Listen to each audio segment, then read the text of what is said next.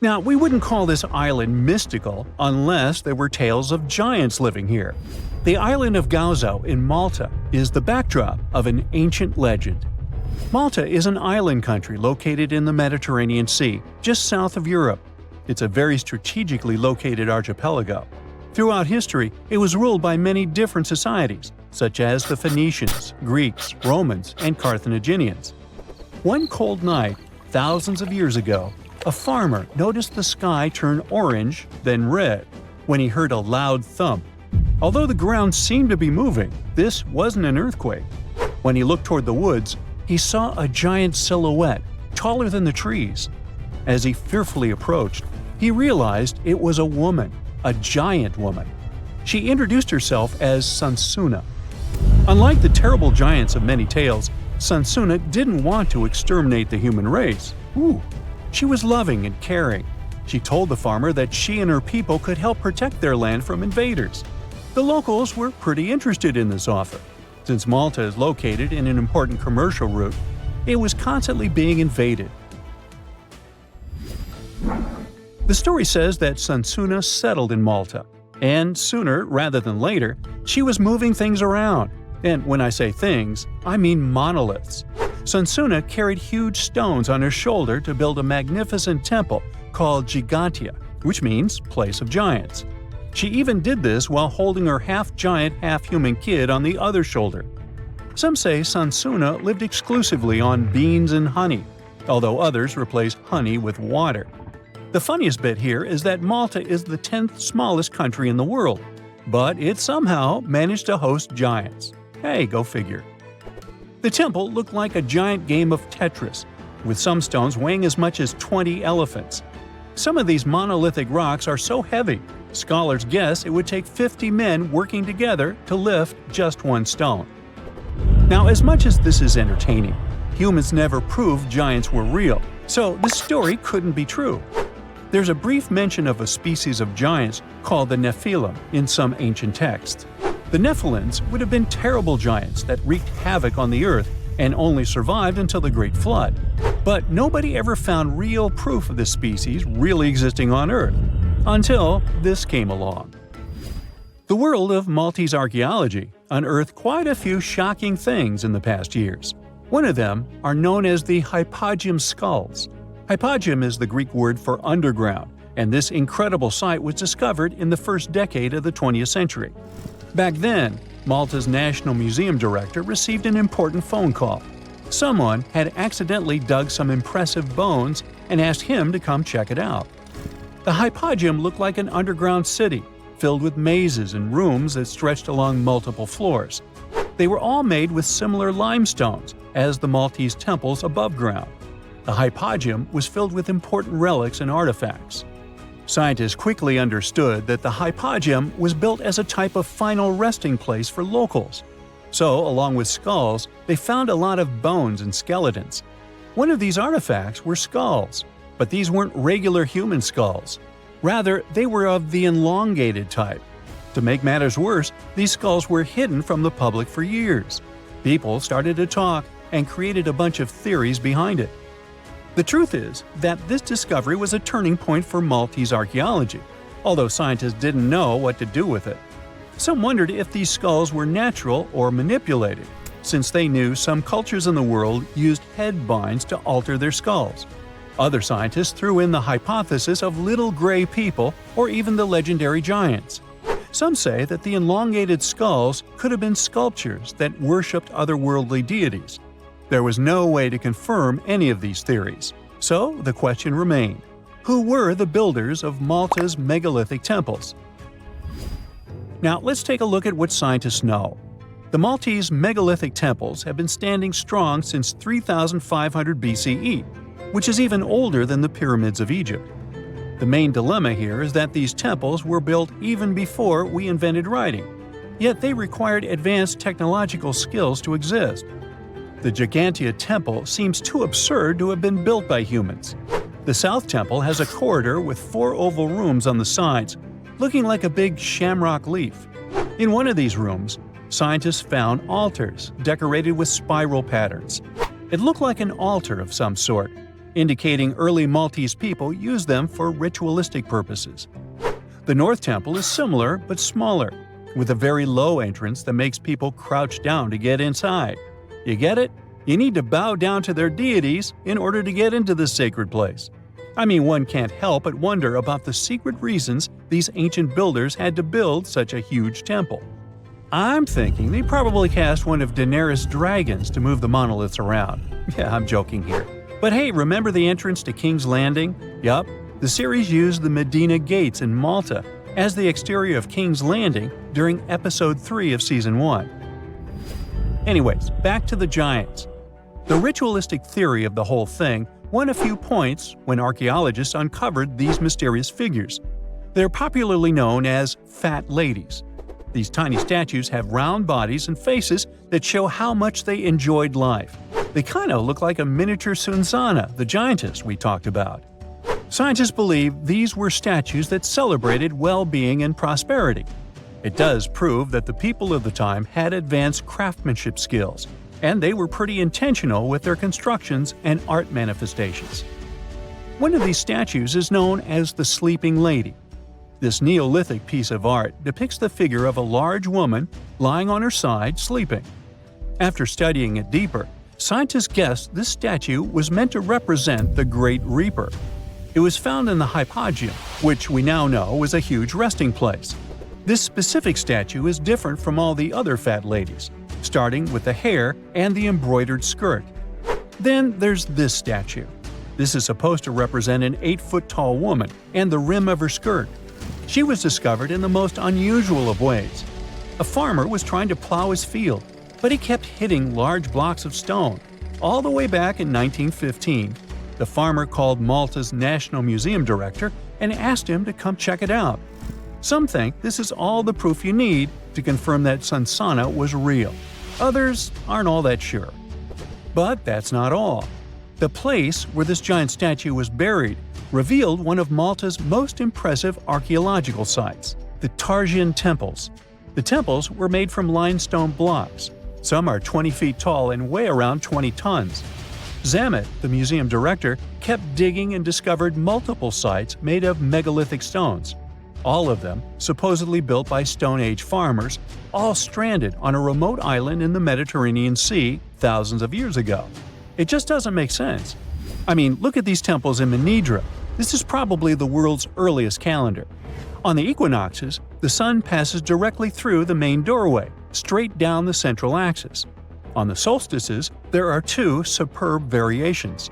During the summer solstice, the rays fall on the edge of the megalith to the left of the doorway, and during the winter, the rays fall to the right side of the doorway. It's astronomical precision at its finest. And what about the structures in the Hall Tarsian that we've already talked about? This complex is the oldest one in all of Malta. It was built with the purpose of doing animal offerings to deities. Scientists confirmed this by unearthing numerous animal bones buried in the soil. They also found a great collection of spirals, indicating that the locals also used this temple for ritualistic purposes.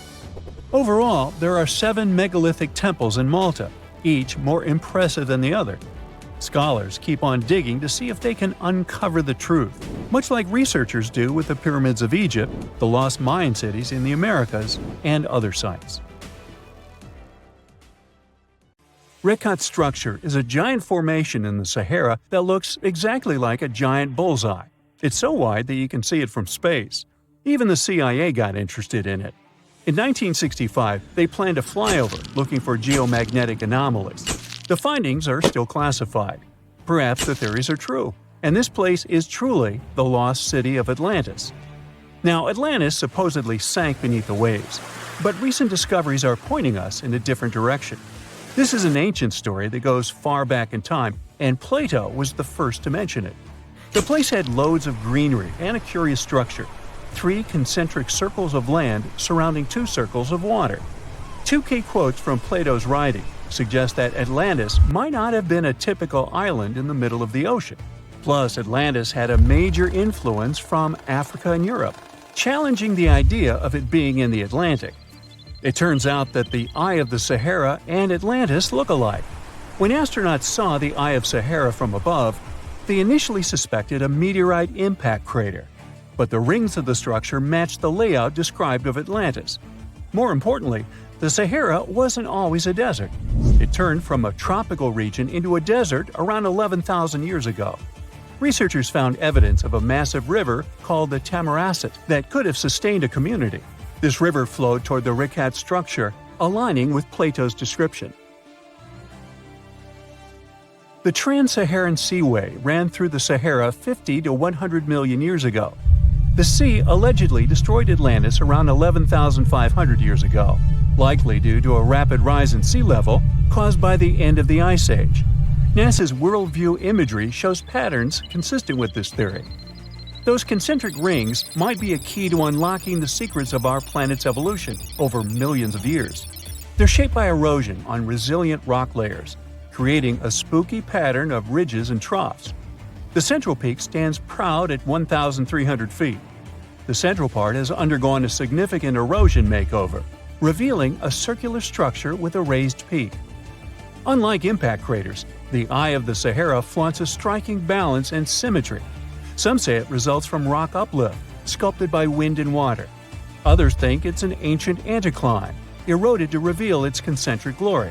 Then there's a salt diapir theory, suggesting that salt's buoyancy sculpted this beauty. Dating techniques have proved that it formed 541 to 252 million years ago, give or take a million or two. Ancient tools are scattered around the outer rings of the structure near riverbeds. Some older stone tools have also been spotted in the same areas. And still, even though some spear points from the Neolithic period have been found, there aren't many signs that people were living there back then. The area seems to have been used for short-term activities like hunting and making tools. There are other unearthly mysteries that haunt our world. One such enigma is in Norway, the ominous Hessdalen light phenomenon, also known as the Valley of Lights, leaves scientists confused. This valley is 10 miles wide. It's quite isolated, but a peculiar blue box sits high on the hillside, equipped with cameras scanning the valley. The unsettling saga began in the 1980s, when the night sky over Hessdalen erupted with burning fireballs, a recurring spectacle that sent shivers down the spines of those who witnessed it. This wasn't a fleeting occurrence, rather it became a regular thing. Terrified locals reported encounters with these unexplained luminous phenomena, some of which happened near their homes. Unease spread like wildfire. At its peak, there were about 20 sightings every week. The phenomenon made its way into newspapers, magazines, and media worldwide. Soon, people flocked to the valley, hoping to see the lights themselves. In 1984, experts joined the fray, armed with sophisticated instruments like magnetometers, radiometers, and other ometers. What they encountered was mind-bending, lights that defied explanation. Some moved at a leisurely pace, while others raced through the sky at an astonishing 19,000 miles per hour. People tried to explain these lights: airplanes, distant reflections, ball lightning, satellites, planets, meteors. But the speed and how these lights danced ruled out all those theories. We're slowly approaching another mysterious place. This is the greatest subglacial lake among Antarctica's 675 known lakes. It can easily hide unknown life forms. This lake is beneath the East Antarctic ice sheet. Dive about 2.5 miles under the ice, and there you'll see Lake Vostok, located at 1,600 feet below sea level. This lake is 155 miles long and 31 miles wide at its broadest point. With an average depth of 1,400 feet, it's also the world's sixth largest by volume. It's like an underwater city with lofty pillars and deep basins. The secret lake was discovered in 1993, yet it had been waiting to be found down there for over 2,000 years, collecting ancient secrets. In 2012, scientists drilled through the ice, creating the longest ice core ever. They pierced the ice all the way to the lake's surface. The year 2013 brought an unexpected twist when the tranquil waters erupted during the extraction of an ice core, mixing with drilling fluids. Then they got a pristine water sample in 2015. Some believe there might be previously unknown life forms down there, since it's a fossil water reserve that's been untouched for millions of years. That could be a lot like those speculated ice-covered oceans on moons like Europa and Enceladus. It all started with a theory in the 19th century suggesting fresh water lurking under Antarctic ice sheets. Then, in 1955, seismic soundings hinted at a subglacial lake, and by the 90s, satellite data confirmed Lake Vostok's existence. Now, Lake Vostok isn't alone. In 2005, they found an island in the middle of the lake. Then, two smaller lakes joined the party. They suspect that a secret network of subglacial rivers might link these lakes. Now, very far away from Antarctica, in Venezuela, Catatumbo lightning presents a sinister light show at the junction of the Catatumbo River and Lake Maracaibo. This unsettling lightning phenomenon happens at about 140 to 160 nights a year, going on for 10 hours a day, and can flash up to 280 times in a single hour. The frequency of this lightning show changes with the seasons and from year to year. There was a break between January to March in 2010, causing a bit of worry that it might vanish forever. As the sun sets, winds from the east start picking up speed. This strong wind is called a nocturnal low-level jet, like what you see in the Great Plains of North America. These winds bring moisture, mostly from the Caribbean and the lake itself. This humid air hits high mountain ridges, causing thunderstorms to form over the mountains. Thanks to the ongoing wind situation, more thunderstorms appear as the night goes on. This pattern repeats itself, and is why this area has the highest annual lightning rate globally. The next place scientists cannot explain is in China. That is the Longyu Caves. They have lofty slanted roofs and sturdy pillars. The spot remained hidden for centuries. These human-made caverns, built around 2,000 years ago, decided to reveal themselves only in the 90s. Local farmers drained some ponds and unveiled 5 massive caverns. Further digging exposed an additional 19 smaller caves. They range from 60 to 110 feet in width and 26 to 50 feet in height. Archaeologists found historical relics from the reign of Emperor Zhuan of Han, dating back to over 2,000 years ago. Now, how did these caves survive for more than 2 millennia without falling apart? No ancient records explain the way they were crafted either. The walls show chisel marks, hinting at some layer-by-layer chiseling action, but the exact construction process is still a head-scratcher.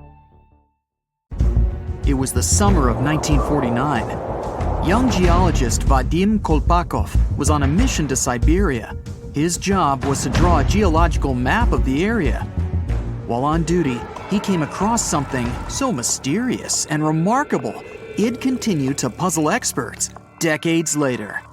Though it's now more famous as the Potomsky crater, locals had dubbed it Fire Eagle Nest, probably because it looks like a giant bird nest sitting on the hill. But what was hiding inside would be the most surprising and baffling discovery. Well, if you could get close enough to uncover its secrets. According to the locals, even wild animals are scared to go near it. Kolpakov began walking towards it slowly. From far away, it looked like a giant bird nest indeed. The closer he got, the bigger it became. The crater appeared to be fresh. It was also deserted. Trees didn't grow on the slopes of this natural structure, and the winds didn't carry enough soil to make plant growth possible. As for animals, none in sight. He climbed all the way to the top and discovered something unbelievable. It was so hot that he felt the sweat running down his forehead. It was as if he was close to a fire source. His first thought was that this thing is volcanic. When he looked down, he was met with a perfectly circular mound in the middle. The round hump in the center of the crater was around the height of your standard telephone pole. Such things don't appear in volcanoes, even in extinct ones, and there aren't any around here that link to this peculiar mount. Unable to solve the strange appearance of the bad place, Kolpakov went back home and told everyone about his discovery. What was once a local anomaly would soon become a worldwide mystery. The whole scientific community started digging and coming up with theories. A lot of experts agreed this must have been the work of a meteorite. So, they ran tests to see if a meteorite impact could create this double mound structure. The findings? The crater was likely formed by a falling, somewhat spherical object made from a dense material that could only exist in space. More experiments found that it wasn't just one object falling from space, but two. When the first meteorite hit the Earth, it exploded and formed the crater. Then, the second object followed, but it was slowed down by the first impact and sunk deep into the ground. But others objected, claiming that meteorites can't fly one after the other and hit the planet in the exact same spot. With so many questions still unanswered, more experts came to the Siberian taiga to take a shot at solving the mystery. One of them studied trees' rings and collected wood samples. They figured out that the crater likely appeared about 300 years ago. They also discovered that vegetation in this spot grew way faster than usual. After ruling out other growth-boosting factors like better soil content and more sunshine for some period, the only guess they were left with was radiation. Yes, the experts knew that when exposed to high doses of radiation, trees and plants grow faster. But the radiation levels on and around the crater were low. At some point in the last 300 years or so, there must have been radioactive material in the area. Was it a space rock? A unique type of volcano? All theories and no conclusions. Expeditions continue to this day in search of answers. As with many other crazy internet discoveries, it all kickstarted on Reddit with a wild post about wicked forest designs. Just take a gander on Google Earth and hit up the history tool to watch epic transformations from barren valleys to densely populated areas teeming with lush green tree plantations. Currently, Uruguay has approximately 2.7 million acres of artificial forests. Just to put that into perspective, it would take you around 15 to 20 minutes to walk across 1 acre, depending on how fast your pace is. You could spend a lifetime just walking around those artificial Uruguayan forests. But how did they emerge, and how did they reach this scale? So there's this process called afforestation, where trees are planted in previously non-forested areas. This initiative was implemented as part of a larger plan to increase the country's forest cover, resulting in Uruguay now exporting an impressive $2 billion worth of wood pulp annually. Despite native forests only covering 5% of the country, these artificial forests occupy a significant 6%. Another cool thing about these forests is that they have special trees that originally couldn't be found in Uruguay. It was decided to plant eucalyptus trees there, as they show impressive results in terms of how fast they grow. A tree can get through a whole cycle, from a little plant to one ready to be harvested, in as little as 10 years. Yeah, not as impressive as bamboo, that grows a couple of feet a day, but still faster than a common Uruguay tree called the Tree of Heaven, which takes about 25 years to get full size. By the way, it's considered pretty fast too. Now this funky forest in Japan is literally turning heads. In the Miyazaki Prefecture, there's a group of Japanese cedar trees that are causing a buzz with their unique concentric circles reaching toward the sky. A recent aerial photo captured these crop circles, and now everyone is scratching their heads trying to figure out how they came to be. But fear not, there's no extraterrestrial invasion involved. It turns out this cool formation was actually a carefully planned project from almost half a century ago. Back in 1973, researchers planted these trees in specific radial increments to create these mesmerizing circles. I mean, 50 years ago, Google Earth was nowhere around. But looking at that forest, you might think that the Japanese have been preparing to boast their forest on the internet for half a century. Now, what's even more fascinating is how the trees grew in a curved shape, spreading out in an unexpected way. Originally meant to be harvested after 5 years, there's now talk of preserving this circular forest because of all the newfound interest. Now, look at this portal in the forest. There's no way it could have emerged naturally, right? If your first guess was that it was a piece of contemporary art, you were right. So, this portal is located in southern Estonia, and it was created by Finnish artist, this guy. This portal is far from being his only creation. He's had other crazy projects too. Like, he once sailed to Estonia in a boat made of bark. He also chopped down a forest plot, sorted all the materials for months, and then made an installation the same size as the original plot. There was even a time when he cut a line in ice with a chainsaw and ended up in a freezing swamp. This guy definitely knows how to surprise people. Most of his works are nature-related, so you probably shouldn't be surprised that this forest portal is yet another creation of his. What do you think the artist wanted to convey through this portal? Let us know in the comments.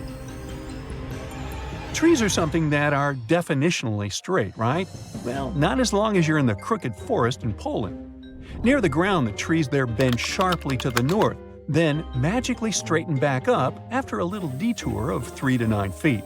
It's like they're doing the limbo, but with trees. The mystery of how these trees ended up swerving like they're on a roller coaster is still unsolved. Some think humans might have intervened to create some funky furniture or boat-building material, while others blame it on a wild snowstorm. Nobody knows for sure. Regardless of how they got this way, the Crooked Forest is a hot spot for tourists and nature lovers. If you ever come to Poland, make sure to visit this nature's wonder. Welcome to the Goblin Forest, a magical section of East Egmont that will make you feel like you've stepped into a fairy tale. This enchanting forest, also known as the Kamahiwa, is famous for the abundance of gnarly kamahi trees that give the whole place an eerie yet stunning vibe. As you hike through the Goblin Forest, you'll be surprised by lush greenery, moss-covered trees, and falling rays of sun that create a truly enchanting atmosphere. It's a photographer's dream come true. Now, while you might not find real goblins or mythical creatures in the forest, yeah, I know, it's a bummer, you will still encounter a variety of native bird species. Birdwatchers will be in heaven spotting all the feathered friends flitting about, and all that alliteration. Plus, if you're lucky, you might even catch a glimpse of glowworms lighting up the trails. With a network of well-maintained hiking trails suitable for all fitness levels, the Goblin Forest is the perfect destination for adventurers looking for a magical experience in nature. So, grab your hiking boots and get ready to explore this enchanted forest of wonders.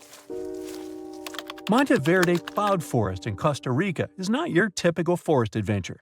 Think of high-flying suspension bridges and trails above the treetops. On foggy days, you can wander through misty clouds for a mystical vibe. This nature reserve is called a cloud forest, and it's a real scientific definition. Cloud forests differ from your average ones in several aspects. First, they're usually evergreen forests that are like tropical oases, with a constant veil of low-level clouds covering the canopy. The next thing that's different is moss. It's so abundant there that these places are sometimes even nicknamed mossy forests. Going back to Monteverde Cloud Forest, however, it's more impressive if you visit it on a foggy day. But even on clear days, the views of the lush greenery are absolutely stunning. Now, if a regular forest sounds a bit boring to you, our planet has something more fun to offer. How about an underwater forest? Whether you're a local Oregonian or just passing through, Clear Lake is definitely a dive spot you've got to check out. True to its name, Clear Lake lives up to its reputation, with crystal clear waters boasting up to 100 feet of visibility. It's like swimming in a massive pool. But brace yourself, because it's a chilly 38 degrees Fahrenheit all year round. Nah, I wouldn't venture in there. It's more adapted for penguins, I guess. Well, never mind. This lake is special because of its history. It was formed over 3,000 years ago by volcanic activity that redirected a river, preserving ancient trees that you can still see standing tall underwater today. There's this section known as underwater forest, where you can see ancient trees deep down. An underwater forest walk sounds fancy, doesn't it? And in Madagascar, there's not a forest, but an avenue of trees. But the trees are so majestic, this avenue can rival with the coolest actual forest. I'm talking about these awesome, gigantic baobab trees. Picture this, an 850-foot stretch of road lined with 20 to 25 massive baobabs, towering at about 100 feet tall. In terms of height, it's as if this alley was packed with many Rio's Christ the Redeemer statues. Even a 6-foot guy would feel insecure there. And if you venture just 4 miles away, you'll find the Baobab Amaru, 2 baobabs that grew twisted together like a love story. Legend has it that they represent an impossible love between 2 young villagers who dreamt of a life together. Now they stand there, intertwined for eternity. A thermal spa is not a fancy modern way to relax. I'd say it's a fancy old-fashioned way to relax. The city of Bath in South England has its name, yep, you guessed it right, because it had baths. In the 1st century AD, the Romans started using natural hot springs there as a thermal spa. In the Middle Ages, Bath became an important wool industry center that had those famous hot springs, and by the 18th century, the whole city became an elegant spa resort. Even though there's the city of Bath in England, it's not the place where Roman baths originated.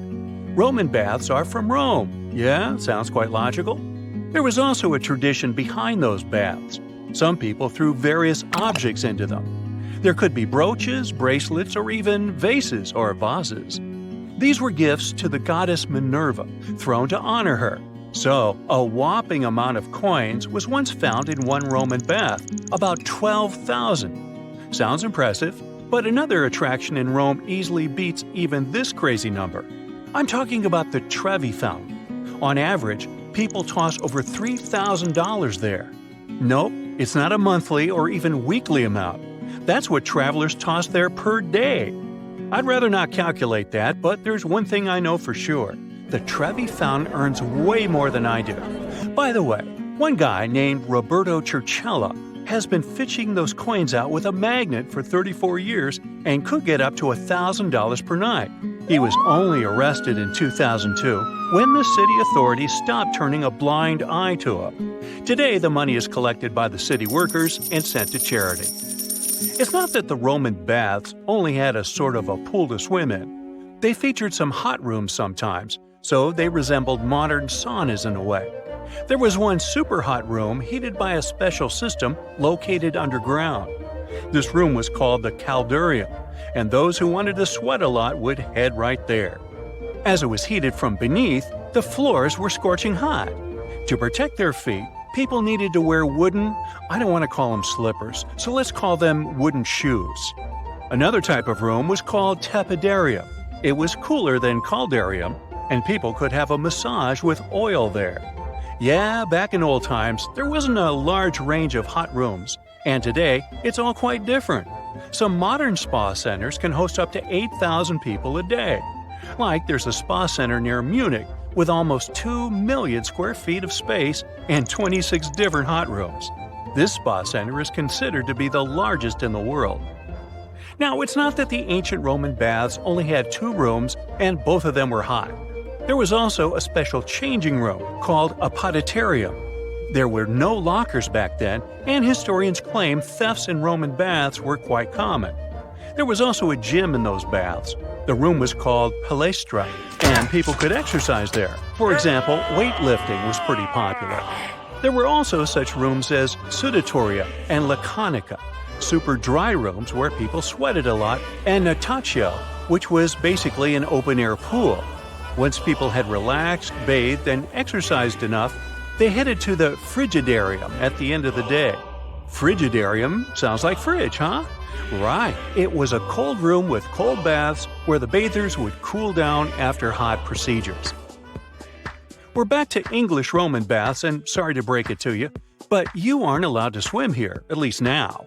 The problem is that back in the 1970s, dangerous bacteria were found there, and they even caused a fatal disease in a girl who swam there. After that tragic event, everyone was forbidden to swim in those Roman baths. The water was then thoroughly inspected, and it turned out that it was polluted.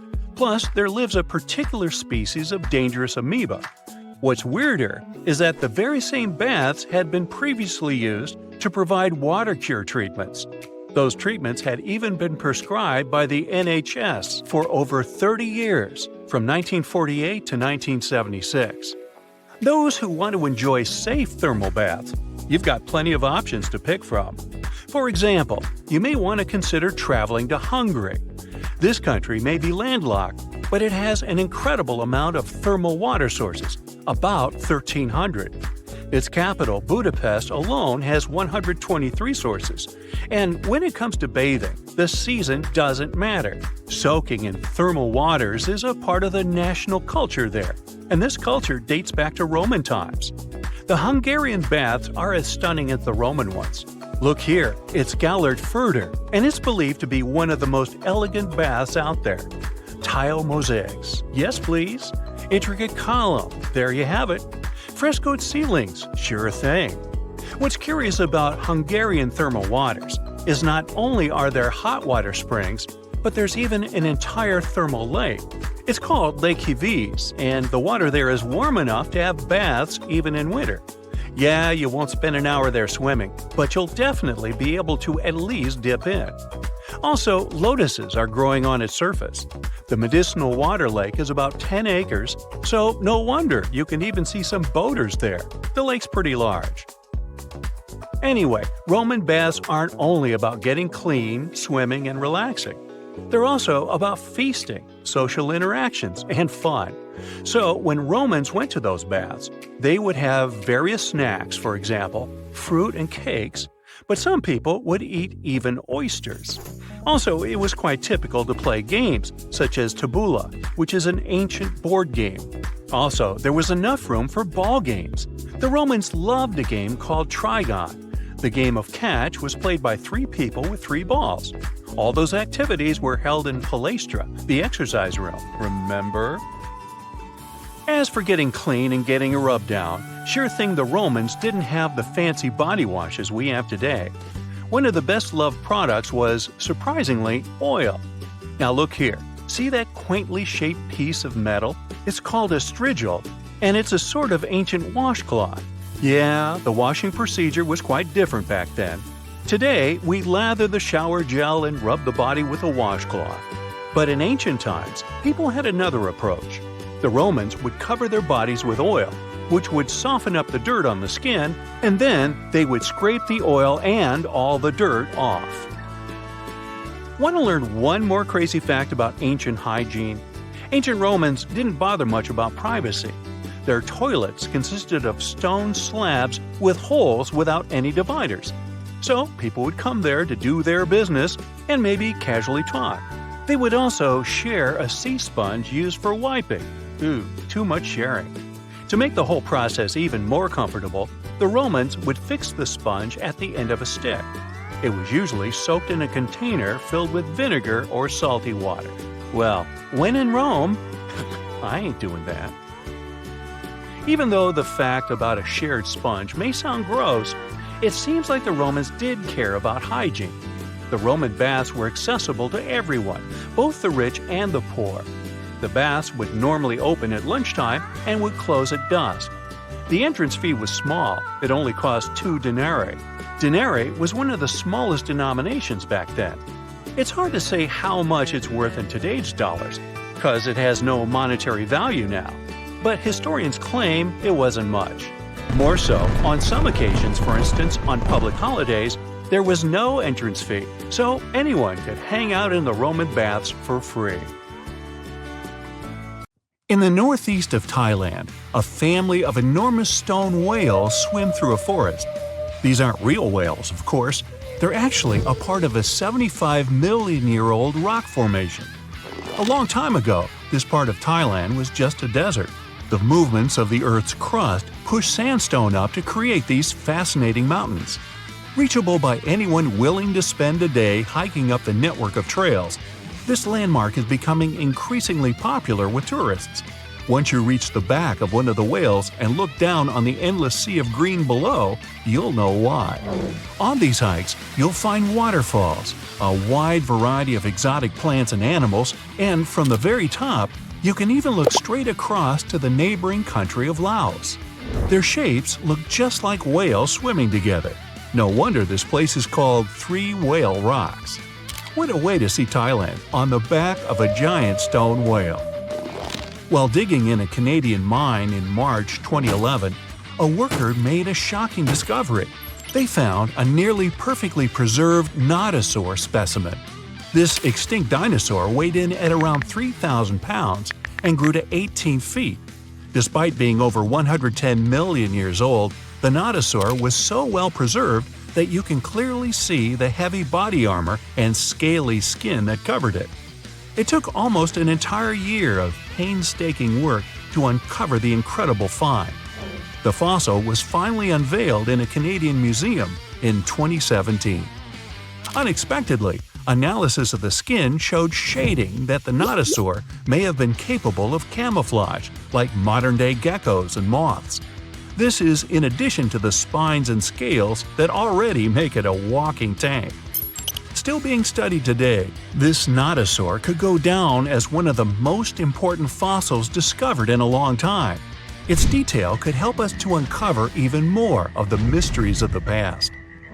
The Voynich manuscript is the world's most mysterious document. Since its discovery in 1912, the manuscript has been a complete mystery to everyone that comes across it. It is heavily illustrated with strange pictures of alien plants, unknown objects, and the zodiac symbols. But the most interesting aspect of it is the writing. The language used in the text is completely indecipherable. No one knows what it says, who wrote it, or where it was written. We don't even know if it was a real, functional language or if it was just created for this one text. The drawings of different plants are equally intriguing. Most of the plants in the manuscript are identifiable as plants, but they don't match up with any known species. A professor of applied linguistics in England claimed to have deciphered some of the characters in the book, but we haven't managed to uncover any more information about this mysterious text. If you're ever going to head down under, don't forget to pay a visit to the Mystery Craters in Queensland. Halfway between Bundaberg and Gingin is one of Australia's most baffling finds, and that's saying quite a lot for Oz. In 1971, the site belonged to a farmer growing zucchini and potatoes.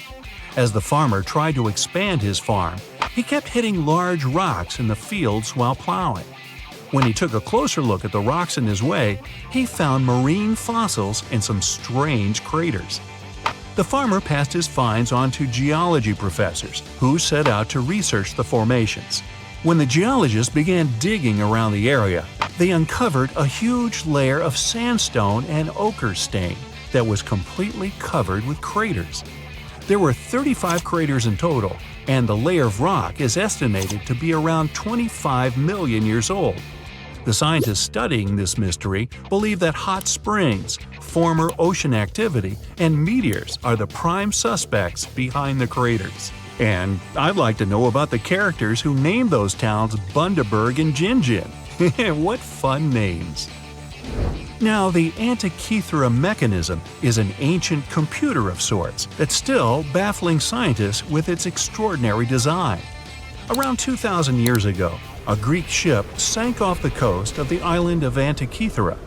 The wreckage was discovered in 1900, and divers salvaged some of its ancient artifacts. When archaeologists started sorting out the discoveries from the wreckage, they came across an object that didn't seem to fit with anything else. The wreckage was ancient, but they found an incredible device that seemed far too technologically advanced.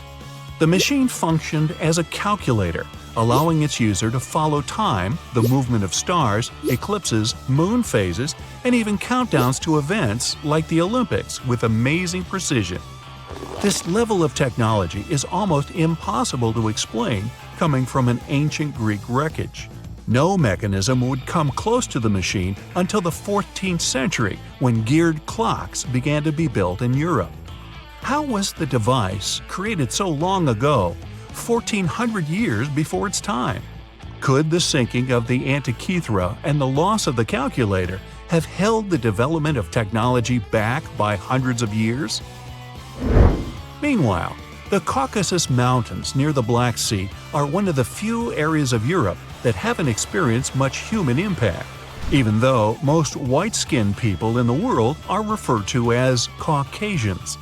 Despite this, archaeologists have found many ancient megalithic structures in the area. The house-like structures, known as dolmens, contain jewelry, bronze tools, and assorted pottery. Archaeologists don't know who built them, why they built them, or what their true purpose is. The stones were either two stones held together by a large stone as a roof, or smaller stones stacked as walls with a hole only on one side. There have even been stone plugs found that to seal whatever is inside. What's even stranger about these stone formations is that they aren't just found in the Caucasus. They're found all over the planet, in Australia, South Korea, Colombia, Africa, and even France. Their purpose is unknown, so all scientists can do is speculate. The discovery of the tomb of the first emperor of China in 1974 is well documented. Who could forget the finding of 8,000 terracotta warriors protecting the entrance? Most of the statues are warriors, each with their own unique facial expressions. There are even full-size terracotta horses and chariots too, just for extra protection. What isn't well known is that some areas of the tomb haven't ever been entered yet. Archaeologists are very reluctant to open the site because the whole area is unstable.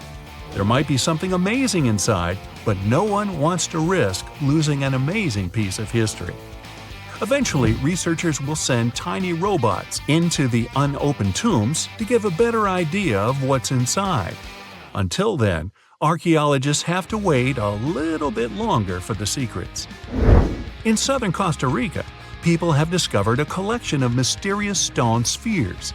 There are over 300 scattered around the landscape, and some are almost 7 feet across. No one knows their purpose or how they were produced. One thing we do know is the material they were made from: gabbro, a volcanic rock. Carving the stones into their perfect spherical shapes would have taken a lot of time and effort. Researchers think they might have been made by a now extinct group, using barely any tools. The best theory is that they used small stones to chisel away at the edges of boulders, before using sand to smooth the sides. Some think that they may have an astronomical purpose, or even used as markers to point the way towards something. But no one knows anymore. Their significance is lost with the civilization that created them.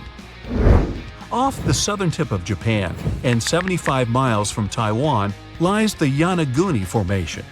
A local diver first noticed these formations in 1986 while searching for new dive sites to take tourists. Seeing the large steps that resembled a pyramid, he thought he discovered an underwater city. Some archaeologists believe that the structures could have been signs of a fabled Pacific civilization, like Atlantis, that vanished beneath the waves thousands of years ago. There are also reports of marks in the stone, suggesting quarry work. Some people even claim that there were faded images of humans and animals carved into the stone. None of this is backed with much evidence, though. Most experts believe that the formation is natural, and the symmetry of the rocks has been overstated. They are not as straight as reported, and it appears to be solid natural rock, rather than carved blocks. In other words, the resemblance to a sunken civilization is just a coincidence.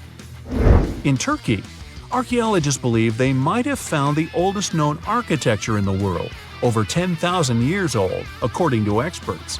Found in an area that used to be home to ancient farming communities, these monoliths, which stood up to 18 feet high, were likely used for social events and rituals. Not much is known about them, though. These large stone structures seem to be human-shaped, with images of animals carved into them. Nearby, researchers have found signs of domestic housing, suggesting that these amazing monuments might have signaled the start of the move towards modern civilization. The Kimbaya artifacts are some of the most interesting artifacts ever found. The most curious thing about them is how closely they seem to resemble modern airplanes. They're so aerodynamic that modern scientists believe they might even be able to be used as blueprints for a functioning aircraft. In 1994, 2 aeronautical engineers created larger-scale models of these artifacts. They proved that the designs fly, with a little help from modern engines. What's really astonishing is that these objects are possibly thousands of years older than the first airplane by the Wright brothers. Just another one of our world's fascinating mysteries. Hey, if you think Stonehenge is one of the oldest stone monuments ever, well, let me introduce you to Göbekli Tepe. Buckle up, we gotta travel to Turkey to meet this really old guy. Yeah, he's too old to travel. Jokes aside, Göbekli Tepe, an archaeological site located in southeastern Turkey that dates back to the Neolithic period around 10,000 BCE. It's considered to be one of the oldest and most significant archaeological discoveries in recent times. The site consists of a series of circular and rectangular structures made of stone pillars. Yeah, it does look like its younger brother Stonehenge. Some of those pillars are decorated with intricate carvings of animals and other symbols. Now, you may be wondering, hey, why on earth did they make such a fascinating building? What was its purpose? Sorry, I got no answer for that. The purpose of the site is still unknown, but it is believed to have been a ceremonial center for the ancient people who lived in the area. The discovery of Göbekli Tepe has challenged long-held beliefs about the development of human civilization, as it suggests that complex societies may have emerged much earlier than previously thought. Okay, pack your stuff, our travels just started. Next destination, Masada. It's an ancient fortress located in Israel on a plateau overlooking the Dead Sea. Hey, look at that view, spectacular, huh? It was built by King Herod the Great in the 1st century BCE, and it was very smartly built. Within the fortress, there were various facilities such as storehouses, barracks, a palace, and a set of cisterns capable of holding approximately 40,000 cubic meters of rainwater. People living there believed that the collected runoff from a single day's rainfall could provide sustenance for over 1,000 individuals for a period of 2 to 3 years. Access to the fortress was limited to 3 steep and winding paths leading up to fortified gates. Still, at one point, the fortress was occupied by people who had fled Jerusalem after the city was captured by the Romans. They held out against the invaders for several months, but eventually they were defeated. But these guys didn't surrender. The story of Masada has become a symbol of resistance and bravery. Today, Masada is a popular tourist attraction and a UNESCO World Heritage Site. The next flight is going to be short.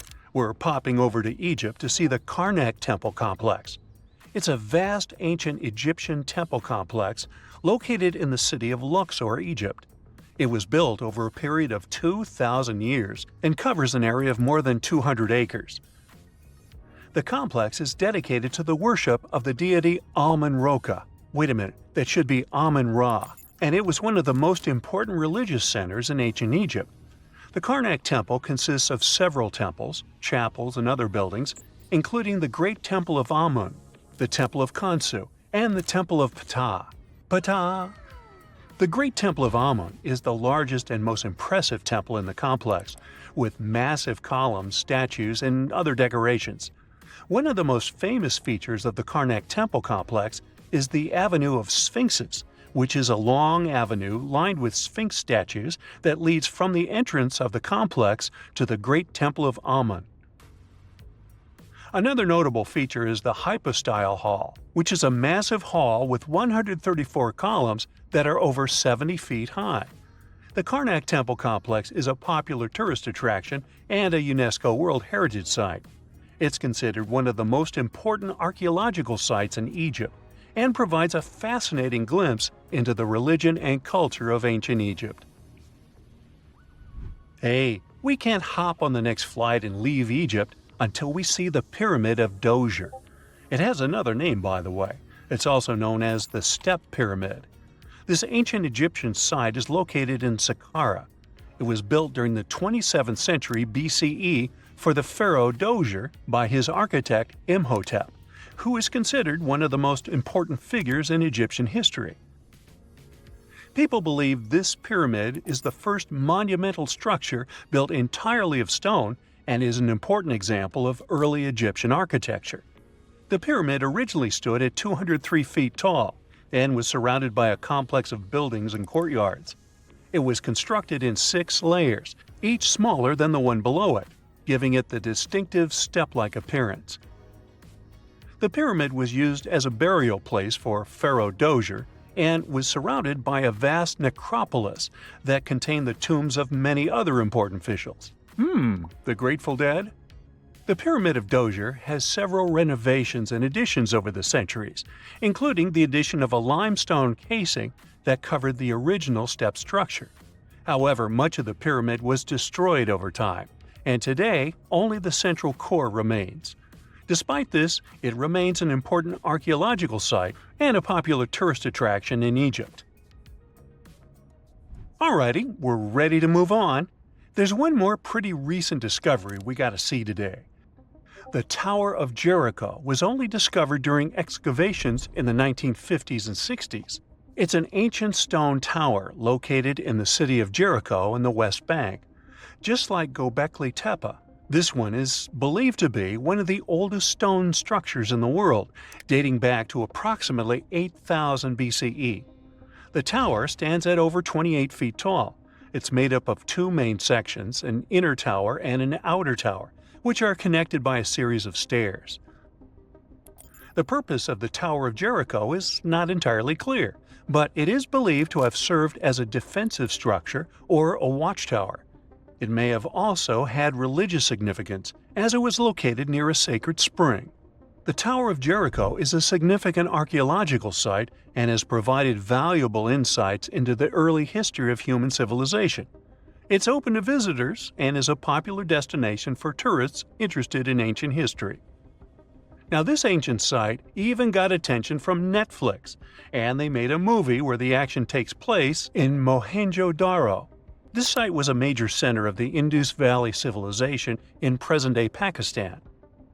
Mohenjo-Daro was one of the largest cities of the ancient world, with a population estimated to have been around 40,000 in its peak.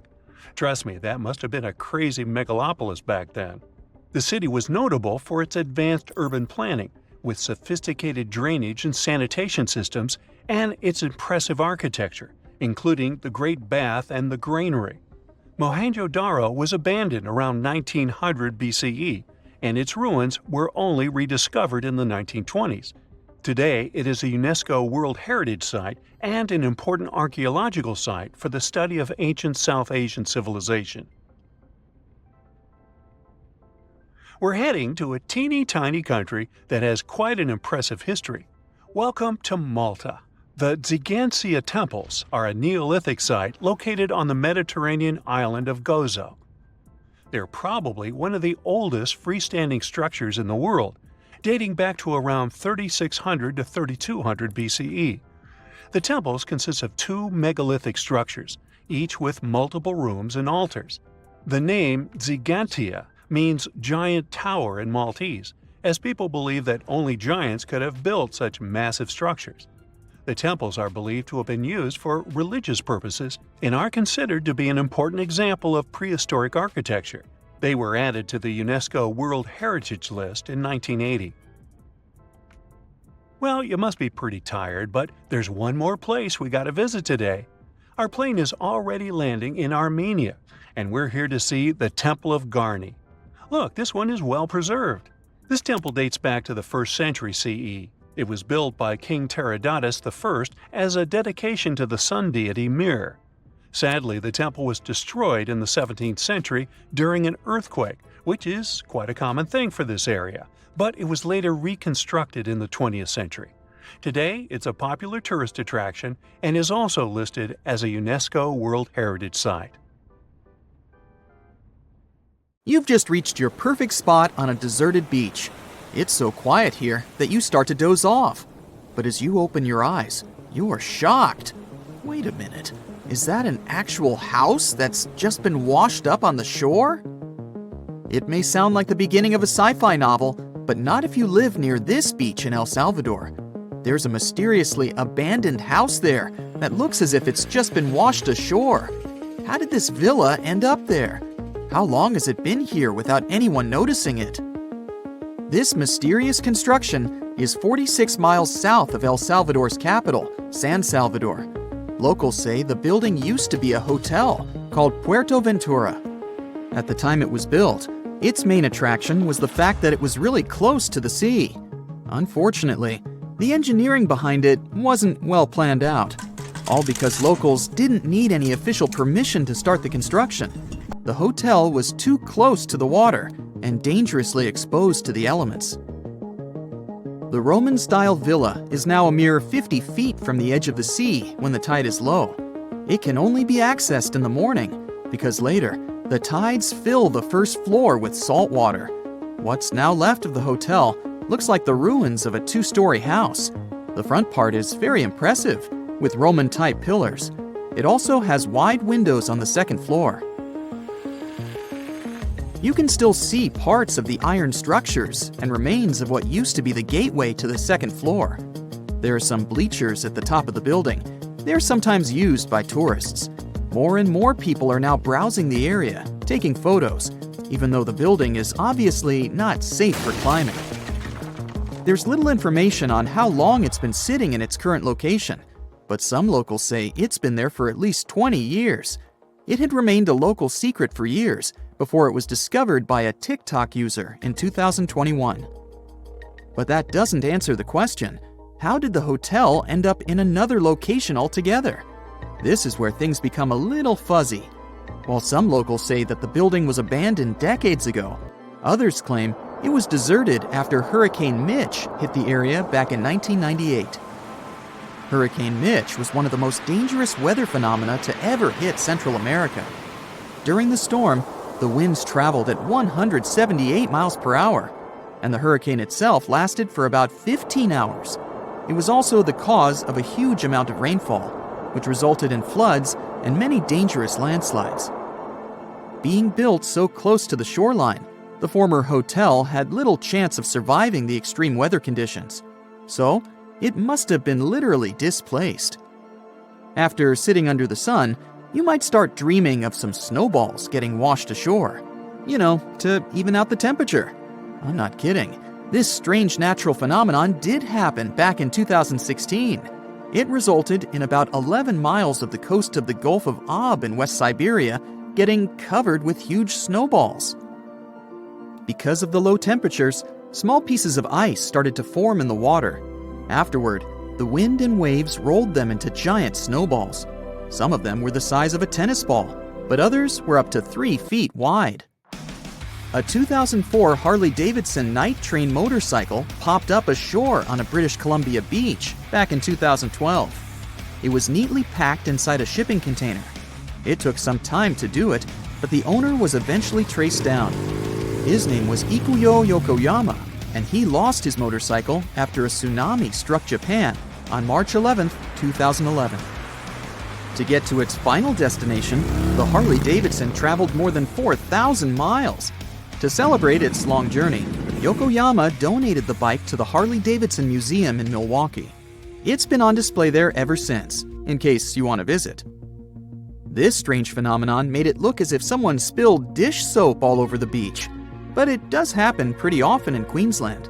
Sea foam covers the shore there a couple of times each year. It mostly happens after a storm, when ocean waves move dissolved organic matter around. It's basically like a giant ice cream maker. After Cyclone Debbie back in March of 2017, some beaches actually needed to be closed because of huge amounts of white foam.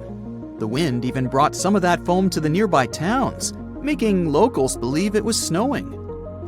Would you be surprised to see a 6-by-6-foot rusty metal die washed ashore on your local beach? Because back in 2017, people in Coeur d'Alene in Idaho sure were. It turned out to be an old storage tank. Someone decided to spice it up a bit by adding some white spots to make it look like a die. In 1992, thousands of rubber duckies got stranded at sea after a large container ship that was transporting them was hit by a wave. As you can imagine, the ducks started popping up all over the world, in Hawaii, Alaska, South America, Australia, in Europe, and even in the Arctic. It's estimated that a couple hundred of those unlucky rubber ducks are still out there. Interestingly, they turned out to be very useful to scientists. Based on their movements, researchers can monitor the direction of water currents. If you happen to like dinosaurs, you'll be happy to know sea waters can also bring ashore some fossils. In 2018, a large dinosaur jawbone ended up on the coast of Lilstock Beach in Somerset, England. It used to belong to a dinosaur called Ichthyosaurus. Thanks to this finding, scientists were able to make an impressive discovery. Before, they thought the Ichthyosaurus could reach a maximum length of about 69 feet. But after they studied the jawbone, they ended up recalculating the creature's size. They concluded that the Ichthyosaurus could grow up to 85 feet. The megalodon was the largest predator in our planet's history. It lived almost all over the globe, except near the poles. How do we know that? Because megalodon teeth keep appearing on beaches every now and then. One staggering megalodon tooth, which was way over 20 inches long, was discovered in a river in Croatia. Since these creatures have been extinct for about 3 million years, their teeth are highly prized by fossil hunters. A giant Lego man that washed ashore is something I never thought I'd hear about. And it turns out it didn't happen just once. There were 4 of these giant Lego men in total, each around 8 feet tall. One was found in England and one in the Netherlands, while the other 2 popped up in Florida and California. It was surely not a coincidence, and after some research, people found out that a Dutch artist was behind this. Ego Leonard started this project as a personal statement campaign. A short film was even made about this, and it was called No Real Than You Are. This sentence was written on each of the 4 Lego men put to sea. A bundle of over 50 letters was washed ashore in New Jersey on a beach in Atlantic Highlands back in 2012. It happened shortly after Hurricane Sandy had struck the area. A 14-year-old boy found the letters and gave them to his mom. She was so touched by them that she decided to carefully dry and return them to their owner. The letters were the correspondence of 2 people named Dorothy and Lynn. They were dated between 1942 and 1948. The last was written a week before their wedding. With the help of an online genealogy site, the woman reached Dorothy and returned the letters to the 88-year-old woman who was living in a retirement home. Tartessos, a mysterious, highly developed society that once flourished and then, without any warning, suddenly disappeared. Moreover, before they were completely gone, they performed some strange rituals, as if they were trying to save themselves from something. But what happened to these people? Let's try to find out. Let's go to the southwest of Spain, to about 2,500 years ago. Once, there was a beautiful city here, a trade center of Tartessos. Imagine the temple in the middle of a deserted town. A breathtaking, monumental 2-story building. There's a thick smell of frying meat in the air, and the smoke from its frying rises high into the sky, covering the patterns of the sanctuary. The sun has already set, and it's time to prepare for the ritual. We enter the ancient monumental hall. Inside, hundreds of people gather around a long wooden table lined with delicate ceramics and bronze bowls. They feast and drink. These people have much more fun than the animals outside the building. These animals are being prepared for the ritual. Horses, cows, pigs, donkeys, even dogs. All of them were brought here to appease the deities. And what happens after the ritual itself is even crazier. At the end of the ceremony, people take torches and set fire to the whole building. Everything turns to ashes and coals, and when the last embers fade away, they take shovels and begin to bury this place. It will take them at least several days to bury the former sanctuary under piles of earth. They work tirelessly. In some places, the thickness of the layers of mud and clay will reach almost 14 feet. And then, these people, the last known Tartessians, just leave this place and disappear from our world forever. But what just happened? Why did they even do all this? Let's start from the beginning. Tartessos was first mentioned in Greek and Roman texts thousands of years ago, but for a long time, we had no idea what it even was. All the descriptions were contradictory and confusing. Some archaeologists thought that Tartessos was a kind of seaport. Others thought that it was a river or a water reservoir.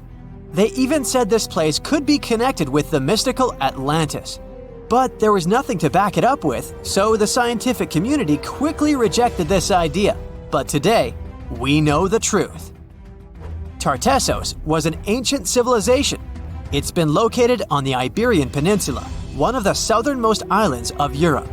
It flourished in the 9th to 5th centuries BC, and then, around 2,500 years ago, suddenly disappeared. They were quite rich. The island had rich reserves of metal, so their economy was thriving.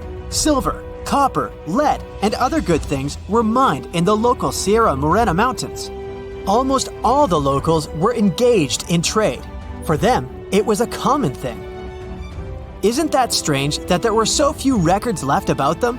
And not so many monuments of their culture have survived to this day. In total, throughout Spain, scientists were able to collect around 20 archaeological finds related to Tartessos. 3 of them were excavated in the Guadiana Valley: Cancho Roano, Casas del Turrunuelo, and La Mata. Let's start with the first one. Cancho Roano was discovered in 1978. This find was one of the most significant pieces of the puzzle. This is one of the most beautifully preserved structures of the Tartessian civilization. Not only the walls have survived to this day, but so did the altar, the moat, and even several artifacts. For example, some jewelry and wine glasses. It was a square building surrounded by a deep moat filled with water. And, to be honest, we still don't know its exact purpose. We only assume that it could be an ancient temple. Some rituals were carried out there. For instance, they would set fire to the temple and cover it with thick layers of sand and clay. They even left some expensive artifacts inside, tools, gold jewelry, and so on. Moving on to the next find. Casas del Turrunuelo is one of the best preserved buildings in the entire Western Mediterranean. We only discovered it a couple of years ago, back in 2015. And it hasn't been studied that well yet, but we already know that this place is also pretty weird. Casas del Turrunuelo was a very rich building. It wasn't just some kind of temporary camp.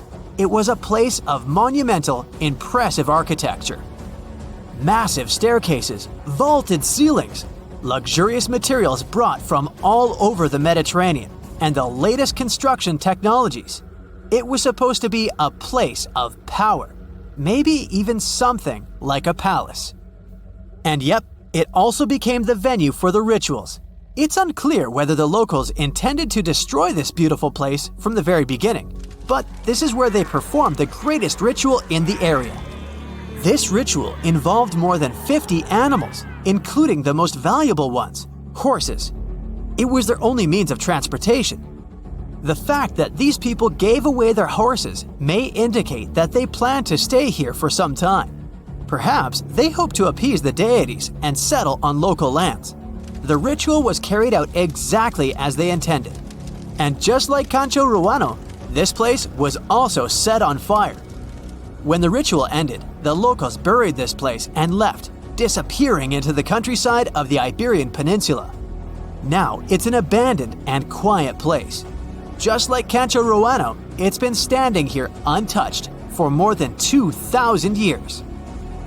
The last find is La Mata, which was discovered much earlier than the other two, back in 1930. The resemblance between all of them was striking. La Mata had the same fate. It was burned and forgotten for centuries. All of this is very strange and mysterious. It seems like the locals were fleeing from something. Perhaps something happened that made them start building these banquet halls and arranging large-scale rituals. They thought that their deities turned away from them and tried to appease them. But unfortunately, it didn't work. As a result, they were forced to leave their temples and soon disappeared altogether forever. And by the way, why did they disappear at all? Well, this is another mystery of this civilization. One of the most important questions is, did they know that they were going to disappear? Or was it something unexpected? Did they suffer some kind of sudden catastrophe from which they were trying to escape? Or something else? Scientists have several theories on this. The first theory says that there may have been several major earthquakes and subsequent tsunamis in this region. These natural disasters destroyed local settlements and severely demoralized the survivors. Perhaps they were looking for salvation from this. Another theory is that there were some problems with trading. Since they were rich in metal and lived off their economy, any problems in it could lead to big troubles. If they had some kind of mining crisis, then relations between different nations could worsen greatly, and things could get pretty nasty. The truth probably lies somewhere in the middle. The most current theory says that around the 6th century BC, a large-scale tsunami hit the port. This greatly damaged the economy, which worsened the relationship between Tartessos and its neighbors. In any case, this seems to be speculation. This place is like a dream come true for archaeologists. It stores a huge amount of information and secrets that we have yet to unravel.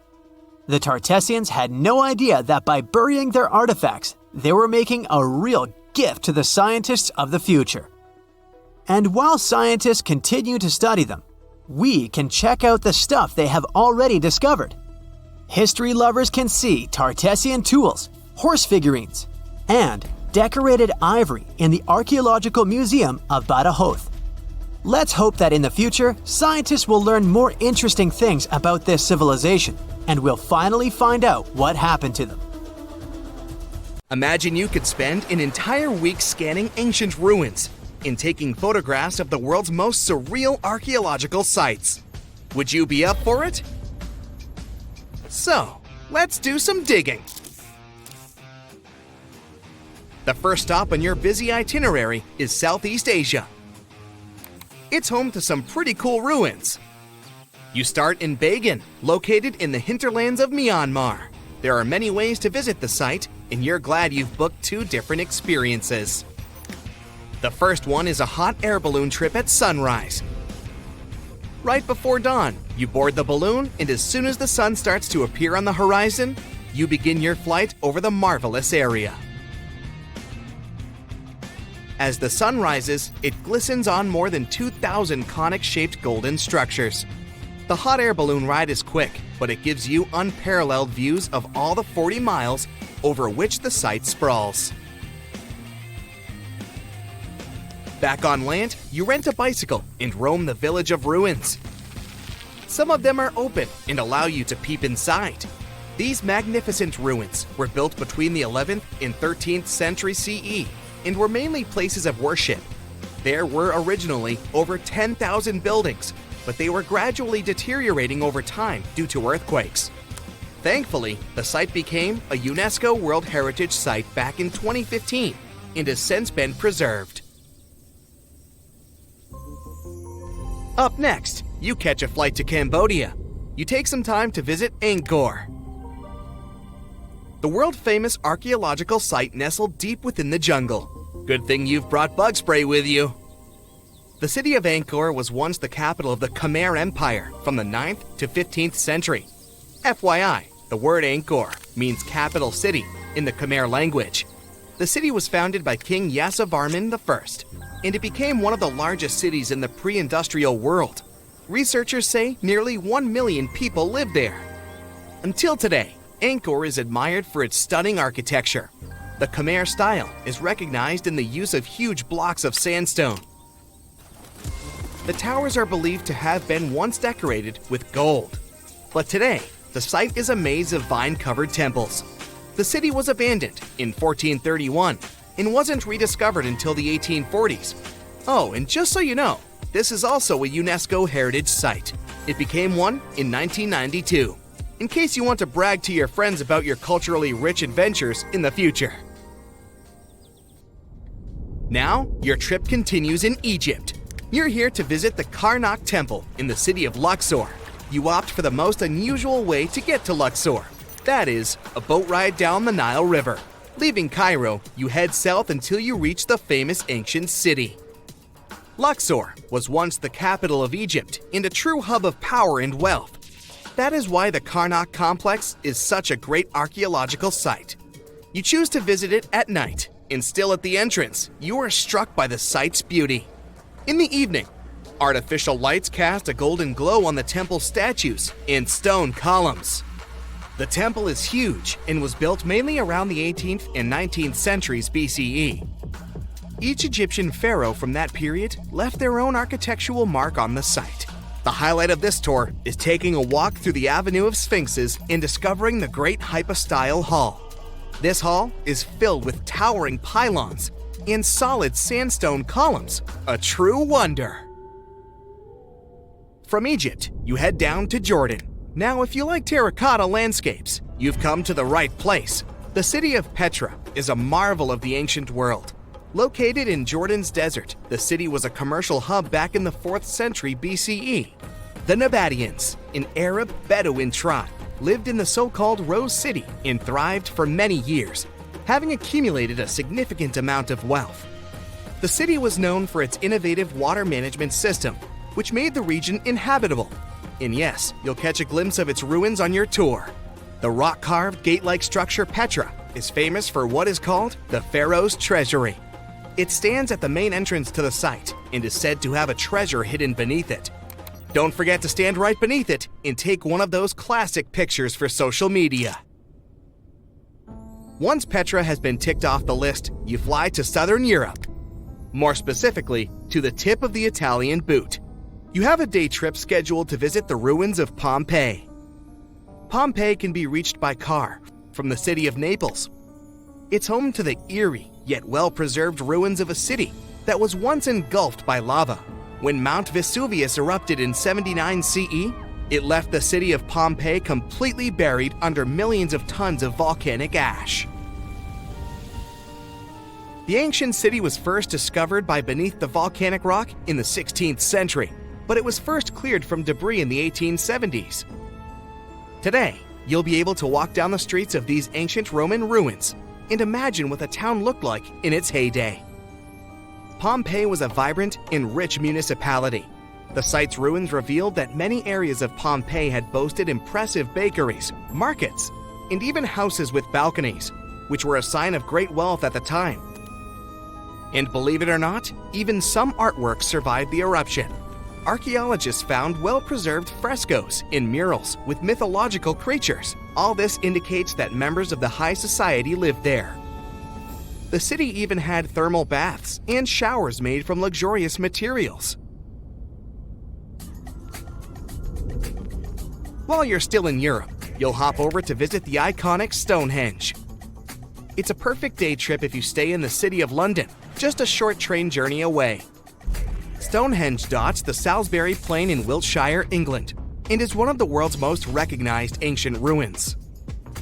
More than 5,000 years old, these curious stone rings are some of the oldest stone structures on the planet. Created out of sandstone, they are shrouded in misery. Who built them and why is still largely unknown.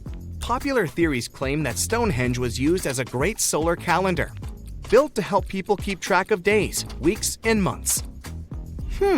Talk about hard work to create a mere calendar, huh?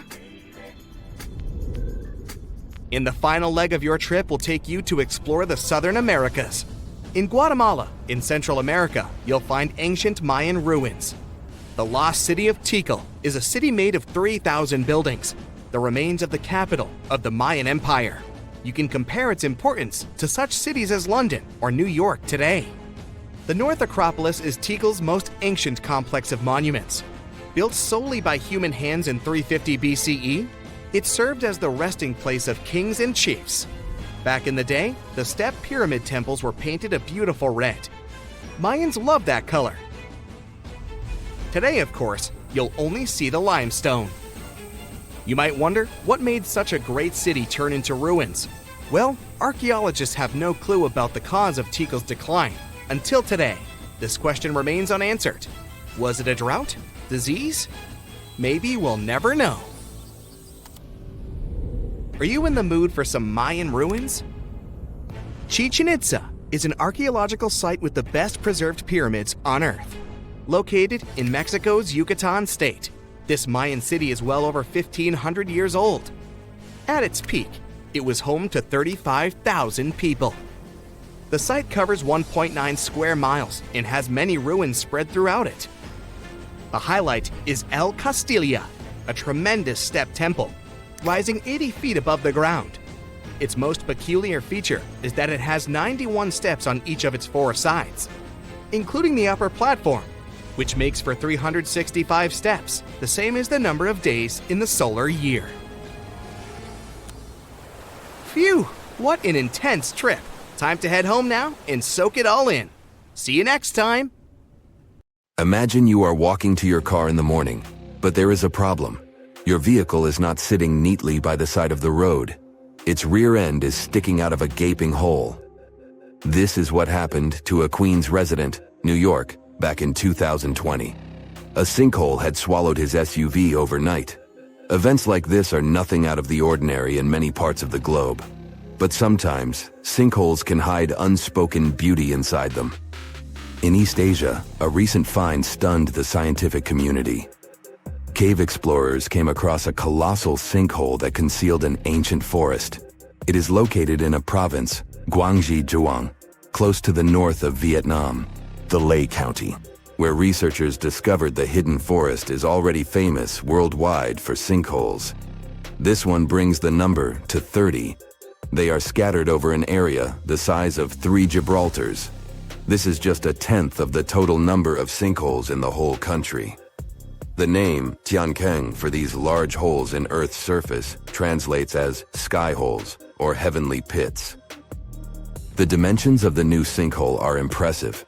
It is over 1,000 feet long, and it's pretty deep too. You could fit the Great Pyramid of Giza 1.5 times inside it.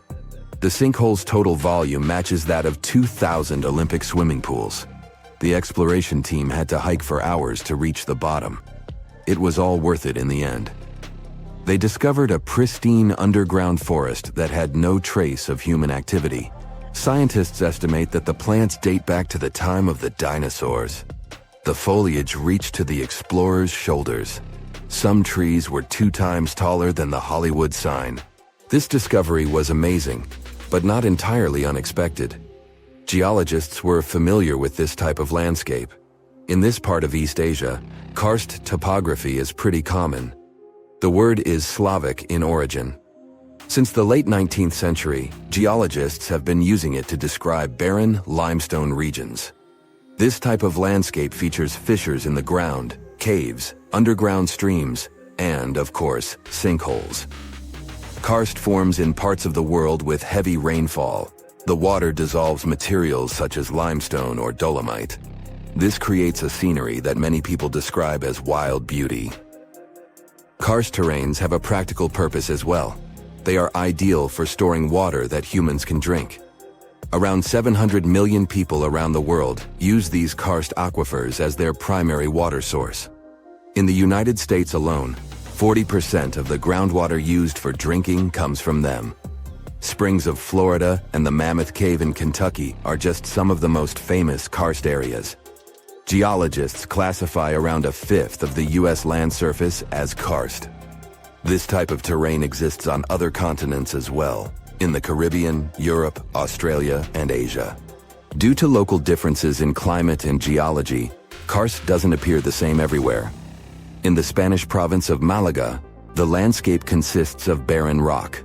This is what the karst regions of Italy, Slovenia, and Montenegro also look like. In East Asia, the landscape over the karst is green. This is because of the humid tropical climate.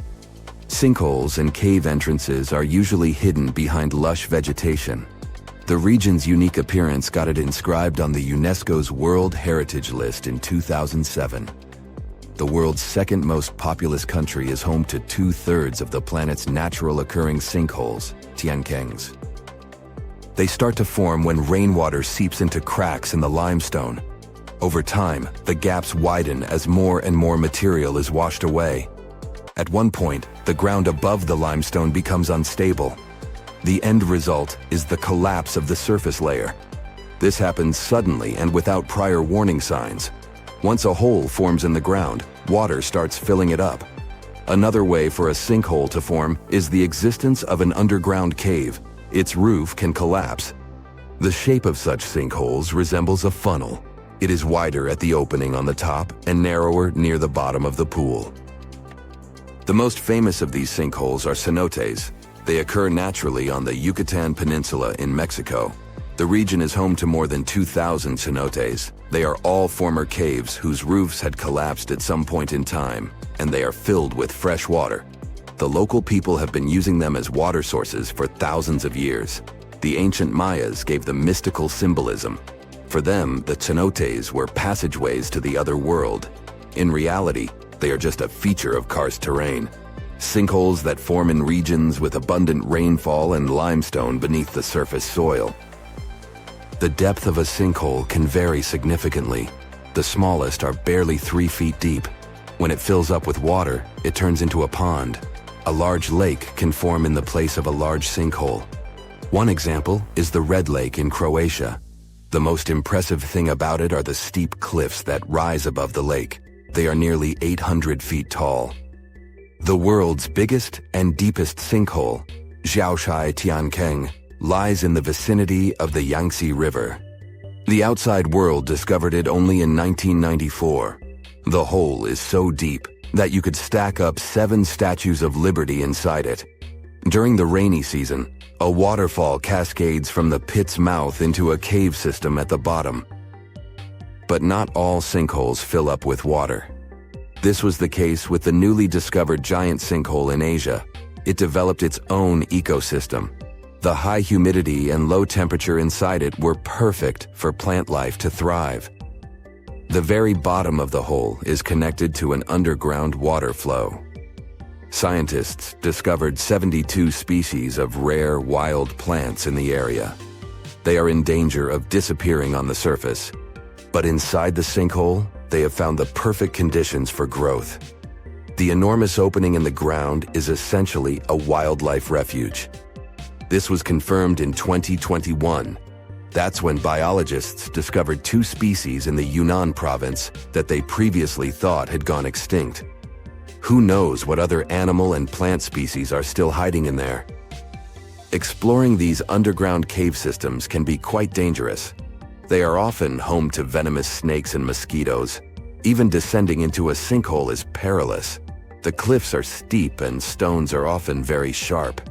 That's why the exploration of sinkholes in Asia is going slower than research would like. The sinkholes I've mentioned so far have all formed naturally. Erosion is the main process behind their creation. But the ground can also open because of human activity. Everything from a construction site to a leaking sewer pipe can cause the earth to give way. Sinkholes in urban areas pose a risk to infrastructure. One of the most famous examples of this happened in Japan in 2016. A busy street in downtown Fukuoka collapsed near the main train station. The sinkhole severed power lines and pipes that lay underground. Luckily, no one was injured. The diligent Japanese engineers repaired the damaged road section in just 48 hours.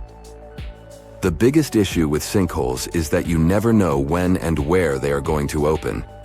The best tool that geologists have for detecting underground cavities is ground-penetrating radar, GPR. It resembles a land mower. The operator goes up and down a troubled area to scan the ground underneath.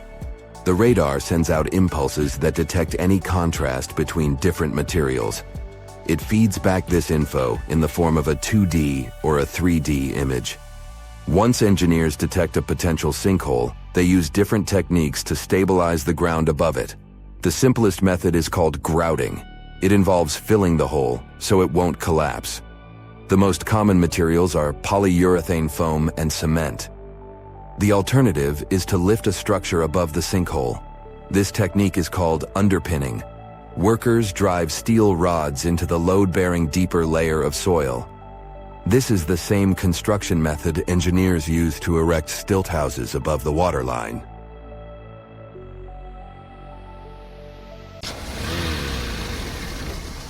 And now we're off to almost 5,000 years ago.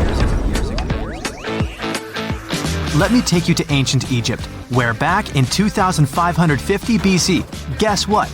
The construction of the Great Pyramids of Giza started. People learned to build cathedrals and skyscrapers, but it wasn't until recently that these massive buildings appeared. It's still a mystery to even modern scientists how these pyramids were built 5,000 years ago. No wonder they are one of the 7 wonders of the ancient world. They're also the oldest of them and the only wonder of the ancient world that still exists in the 21st century. It must have taken a lot of cooperation to build a thing that massive, even for today's metrics. But the Giza pyramids weren't the first pyramids ever. The first one, called the Step Pyramid, was built around 80 years before the first pyramid of Giza in 2630 BC for King Djoser. It wasn't meant to be extraordinary, but ended up being quite impressive. It was a pyramid of 6 stepped layers of stone. It was 204 feet high, which is as tall as a 19-story building. And it was the tallest building that existed at that time. It wasn't just a pyramid though, it was surrounded by a whole complex of buildings, including even courtyards. In ancient Egypt, people believed in the afterlife, so everyone, especially kings, wanted to make sure they had everything they needed to get ready for it. Here's why the pyramid complex was perfectly supplied with a lot of objects people used every day. The complex included a pyramid and a kind of a palace. Those buildings had many things the king loved and might need one day, like furniture, food, and gold vessels. After Djoser, building pyramids became common practice, but many pyramids weren't finished. It would usually take about 20 years to build one, but many rulers reigned way less than that. Overall, there are more than 100 pyramids. The most famous pyramids are the Great Pyramids of Giza. The first one and the biggest one was built for Pharaoh Khufu, around 2550 BC. Initially, it was 481 feet tall, which is as tall as a 40-story building. The second pyramid was built for Khufu's son, Pharaoh Khafre, around 2520 BC. It's just a bit shorter, usually standing at 471 feet high, a 39-story building. This is the pyramid with the famous statue of the Sphinx. Sphinxes have a lion's body and a human head. They were built to guard important areas. This one has the head of Pharaoh Khafre and is guarding his pyramid, facing the sunrise. The Sphinx is most well known and is one of the world's biggest and oldest statues. Originally, it had red color and did have a nose. It's still possible to see the trace of red pigment by its ears. But no one knows exactly when the nose disappeared. For some time, the Sphinx was sort of hidden underground, being covered with sand up to its shoulders. Luckily, in the early 1800s, an adventurer with a team of 160 people dug it out. The third pyramid of Giza is the smallest one, being more than twice shorter. Originally, it was 218 feet high, about the height of a 20-story building. Built in 2490 BC, it was a pyramid for Khafre's son, Menkaure.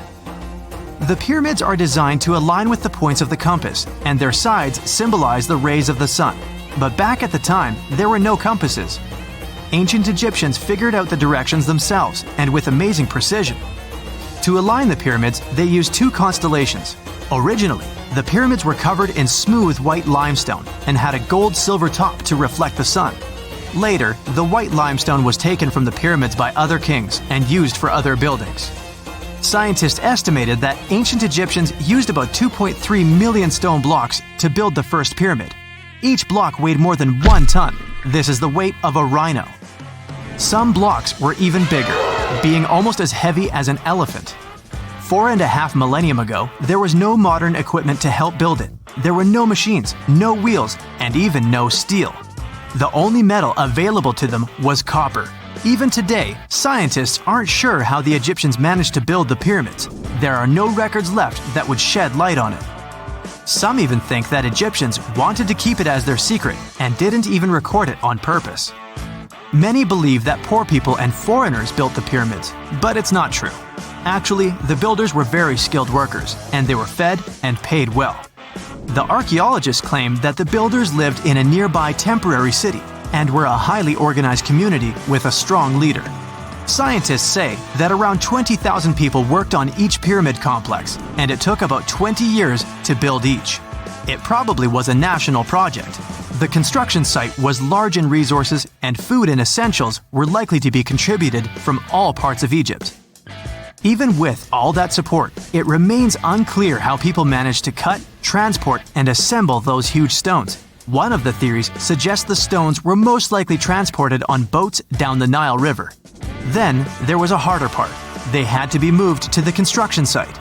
For that, they probably used wooden sleds. It wasn't very hard to pull them because the sand mixed with the right amount of water was pretty slick. And 10 people could move a sled even with a rock weighing 1 ton pretty easily. Finally, one last problem. The stones had to be lifted and put into place. Archaeologists have discovered the remains of the ramps system that dates back to when the pyramids were built. Most likely, the Egyptians designed a unique system to move and pull huge stone blocks, but no one knows what it looked like exactly. The most common opinion is that there were several ramps around the pyramid to help move the blocks. The ramp was growing with the pyramid getting higher. They suppose people were walking up the stairs, pulling the stone on the wooden sled up in the middle on the sandy ramp. But this is just one of the options. Others say that the ramps were going around the pyramid. Some say the ramps were inside the pyramid. But we'll never know for sure, and it'll forever remain a mystery, just like the ancient Egyptians wanted. Surprisingly, there's not much inside the pyramids. Most of it is just solid stone with very little open space. But let's take a quick look inside the biggest of the pyramids of Giza.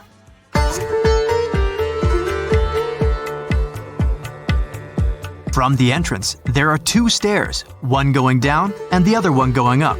The descending one takes you to a chamber located underground.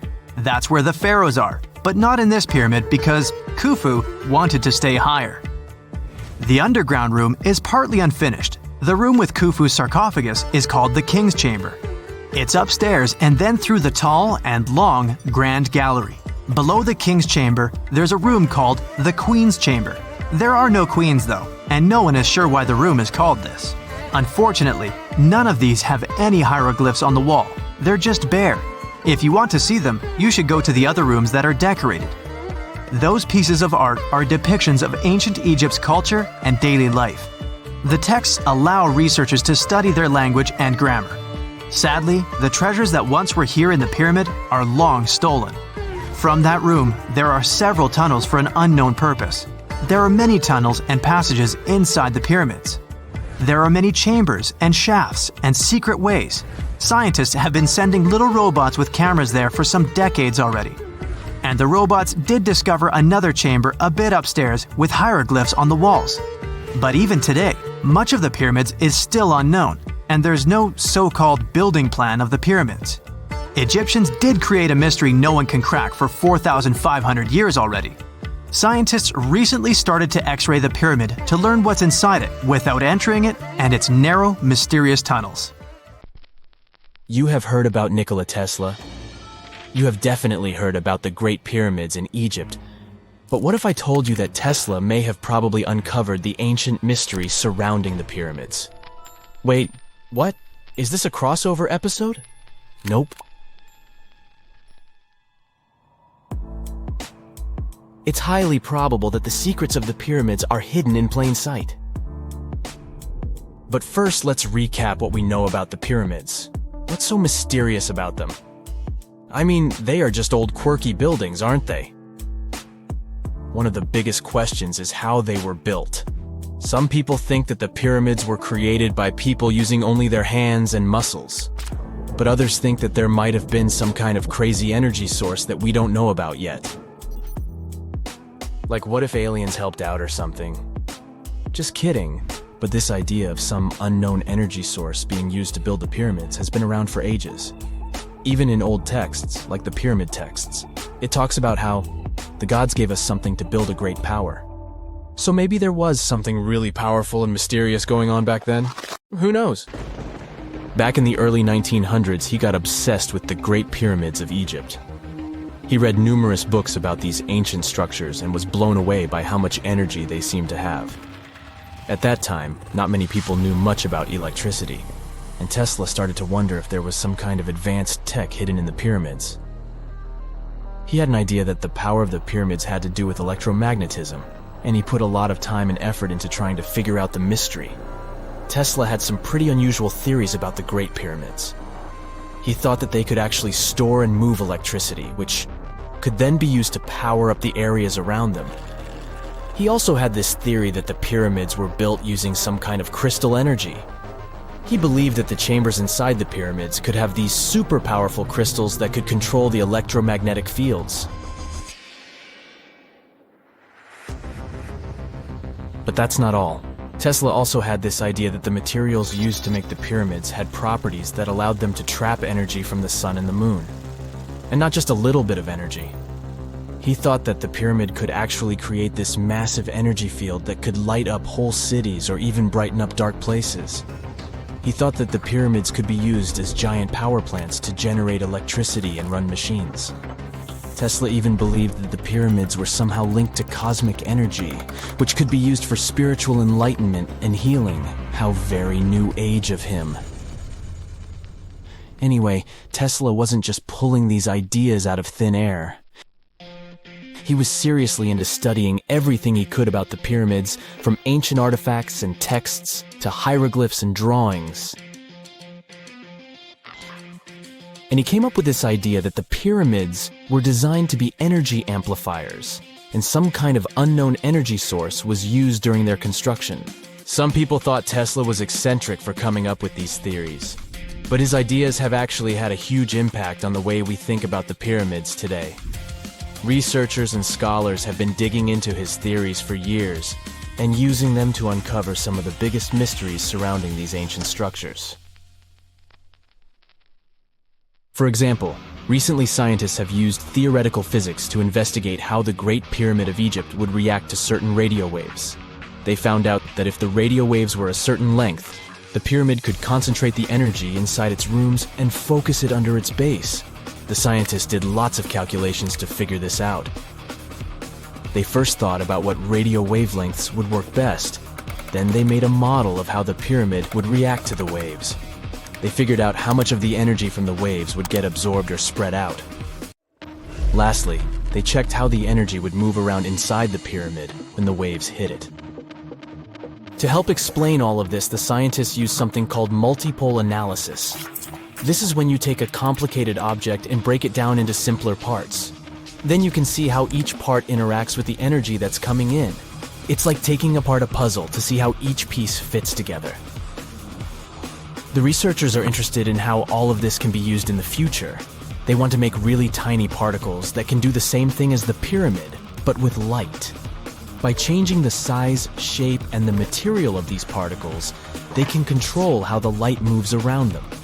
This can be really useful for things like making tiny sensors or super efficient solar cells. The scientists had to make some guesses when they were doing their research.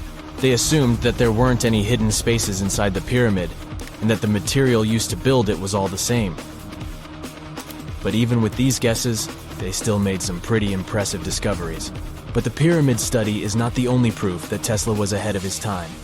There are more Tesla's projects that seemed unrealistic at the time, but that scientists and enthusiasts reevaluate and try to implement today. Let's talk about Tesla's most ambitious project, the Wardenclyffe Transmission Tower.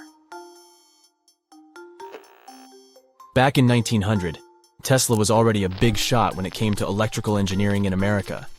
People were blown away by his amazing inventions and the fact that he managed to outdo Thomas Edison in the battle of currents. However, Tesla wasn't content to rest on his laurels. He decided to embark on his most ambitious project yet, the transmission tower at Wardenclyffe. It was built between 1901 and 1905, and it was based on one of Tesla's breakthrough ideas. He had a vision to make the impossible possible by creating a global wireless communication system. It would use Earth itself as a conductor, transmitting music, news, stock market reports, secured military communications, and even facsimile images. Does it sound familiar? Right, it sounds just like the internet that we use today, only without the use of any wires.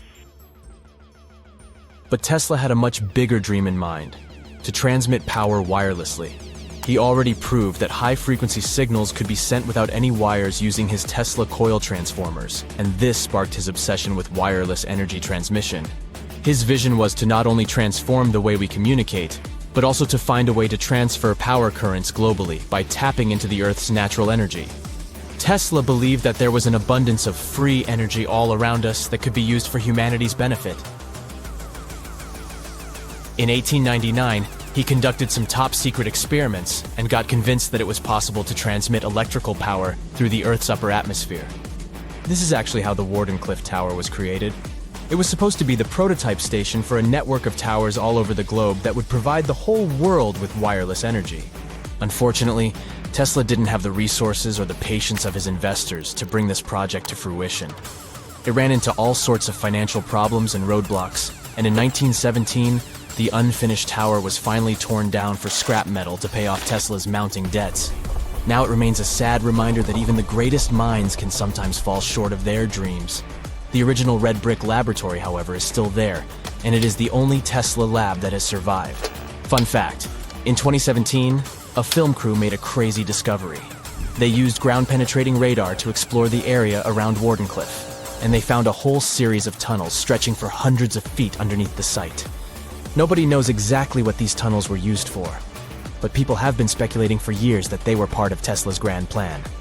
Wardenclyffe, of course, is a major landmark for Tesla enthusiasts from all over the world. Who knows? Maybe someone will finally crack the mystery of the tunnels one day.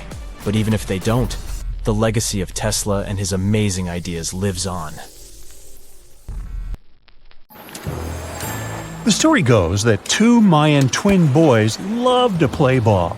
Sure, they were really good at it, but they also made a lot of noise when playing.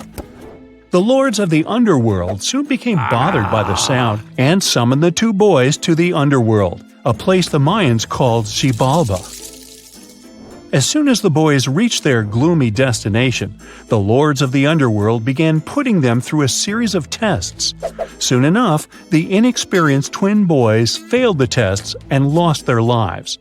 But this was not in vain. This sad event resulted in the appearance of a beautiful fruit tree. Soon enough, a young woman saw a beautiful fruit on this tree and reached up to pick it. Legend has it that soon after that, she gave birth to another set of twin boys named Hunahpu and Xibalba.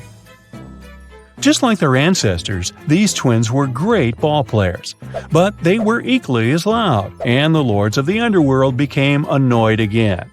They decided to ask this pair of twins to come to play a game in the underworld, hoping to get rid of them too.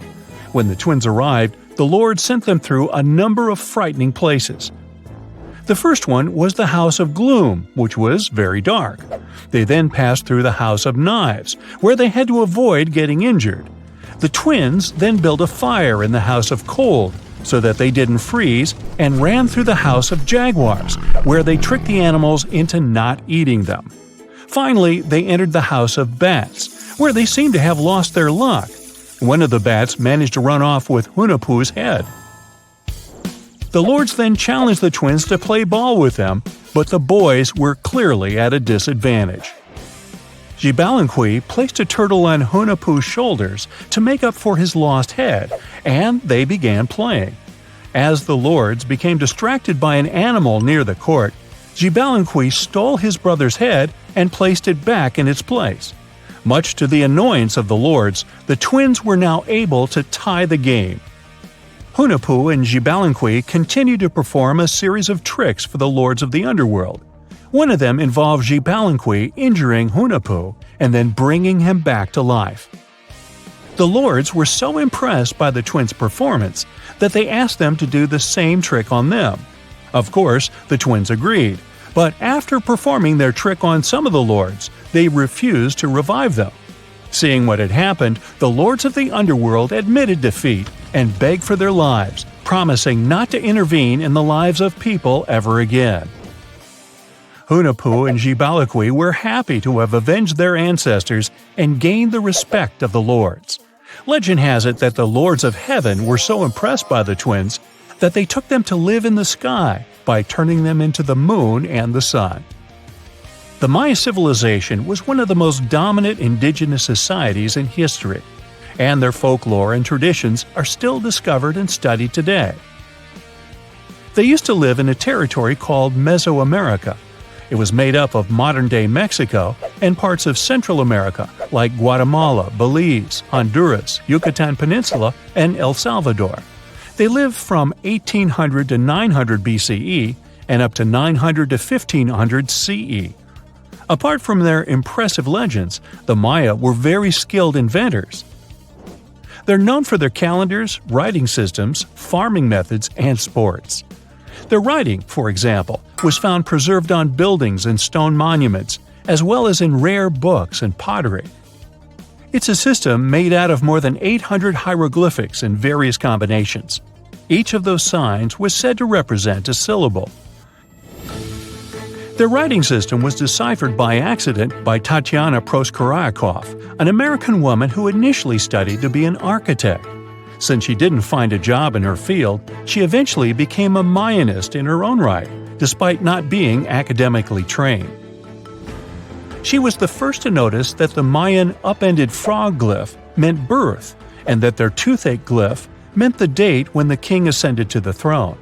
It made it easier for scientists to pinpoint birthdays, as well as the names of the rulers of a specific Mayan dynasty. They also invented the concept of zero, which is seen as one of the greatest innovations in mathematics, physics, and human history altogether. Sure, even back then, people understood the idea of having nothing, but the concept of zero as a number is a relatively new invention. A fun fact about Mayans is that they really liked hats. The bigger your hat was, the more important you looked. Not only was it a sort of fashion statement, but it also made them look taller, which was a big deal for their aesthetic. The Mayans also came up with one of the most intricate and complex calendars in human history. It was the first to use zero as a placeholder. Their calendar ended on December 21st, 2012, which led some people to believe that it translated to the end of the world. Obviously, that was not the case. It just so happened that the date coincided with the end of a Mayan cycle of years. But you know, as advanced in science and astronomy as they were, they did make some mistakes. One of them was their belief that the world was flat. Their theory was that the four corners of the world were watched by the Brother Lords, who kept the sky from falling over their lands. Hats off for their menus, though, as they were well-known chocolate eaters. They turned eating chocolate into a form of art. The drink they made wasn't really like the hot chocolate we enjoy today, though. The recipe included mixing cacao with water, honey, chili pepper, cornmeal, and other ingredients to make a foamy, spicy drink. The ritual of drinking cacao was a crucial part of their celebrations. We're not done discovering all the amazing parts of their architecture and civilization. It was only a few years ago that a Maya pyramid was found at Tonina, in the Mexican state of Chiapas. It was estimated to be more than 1,000 years old. The reason why it escaped archaeologists for so long was that it lay hidden under what was believed to be a natural hill. The ruins of two Mayan cities have been recently discovered in the Mexican state of Campeche. Why didn't we find them until now?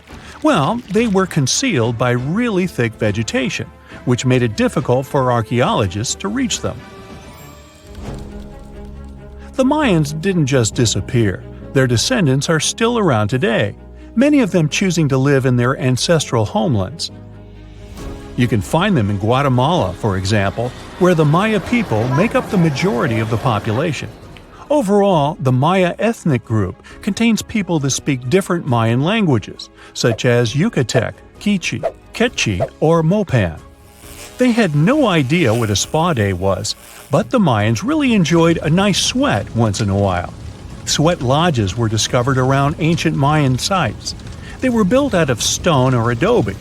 These rooms were an essential part of their cleansing and healthcare rituals.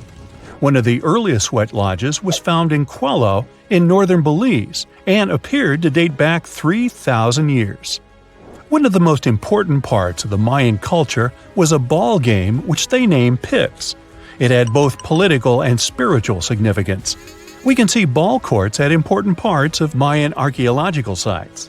The main goal of the game was to pass a rubber ball through a very high stone hoop without using your hands. Basically, it was a combination of soccer and basketball. However, it could have serious consequences. The loser could, at times, even lose his own life. Ooh, high stakes indeed. Because of this game and the need for bouncy balls, the Mayan people were some of the first cultures to use rubber. They made it using natural latex. There were different kinds of rubber depending on what natural substances the latex was mixed with. And that, my friend, is the way the ball bounces. Sorry, but you know me, I just couldn't resist.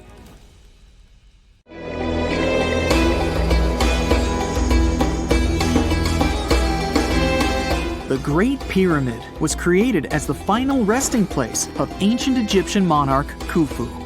According to legend, French leader Napoleon entered the Great Pyramid and came back out looking shaken and super pale. He never revealed what he saw inside, but whatever it was is said to have affected him for the rest of his life. When Napoleon entered the pyramid, he would have walked through a super tight and ascending passageway. He'd then go through another passageway, known as the Great Chamber. This corridor would have been much taller than the previous one, and would have cobbles too.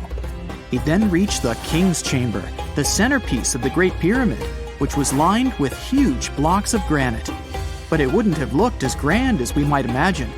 There are no hieroglyphics decorating its walls, as Egyptians only began decorating the burial chambers of pyramids much later on. The pharaoh's tombs deep inside the pyramid would have also been filled with treasures, from chunks of gold to the world's most expensive jewelry. But this would have all been looted a long time ago. The only thing that probably would have been left in there would have been a huge sarcophagus, which would have once contained the king's mummy.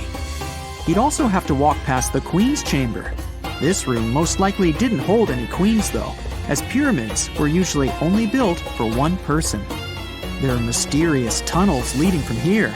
To this day, no one is really sure what they're there for. And that's not the only mysterious and creepy thing Napoleon may have encountered, as stories of pharaohs leaving ancient curses on pyramids go way back.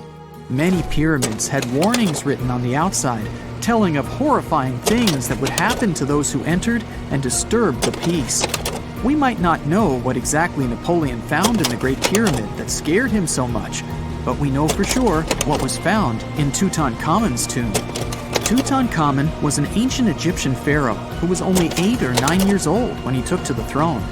He became a cultural phenomenon when his tomb was discovered almost completely intact in 1922. His pyramid sits in the Valley of Kings in Thebes, modern Luxor, which is in Egypt. Unlike the Great Pyramid, Tutankhamun's tomb was covered in beautiful wall decorations.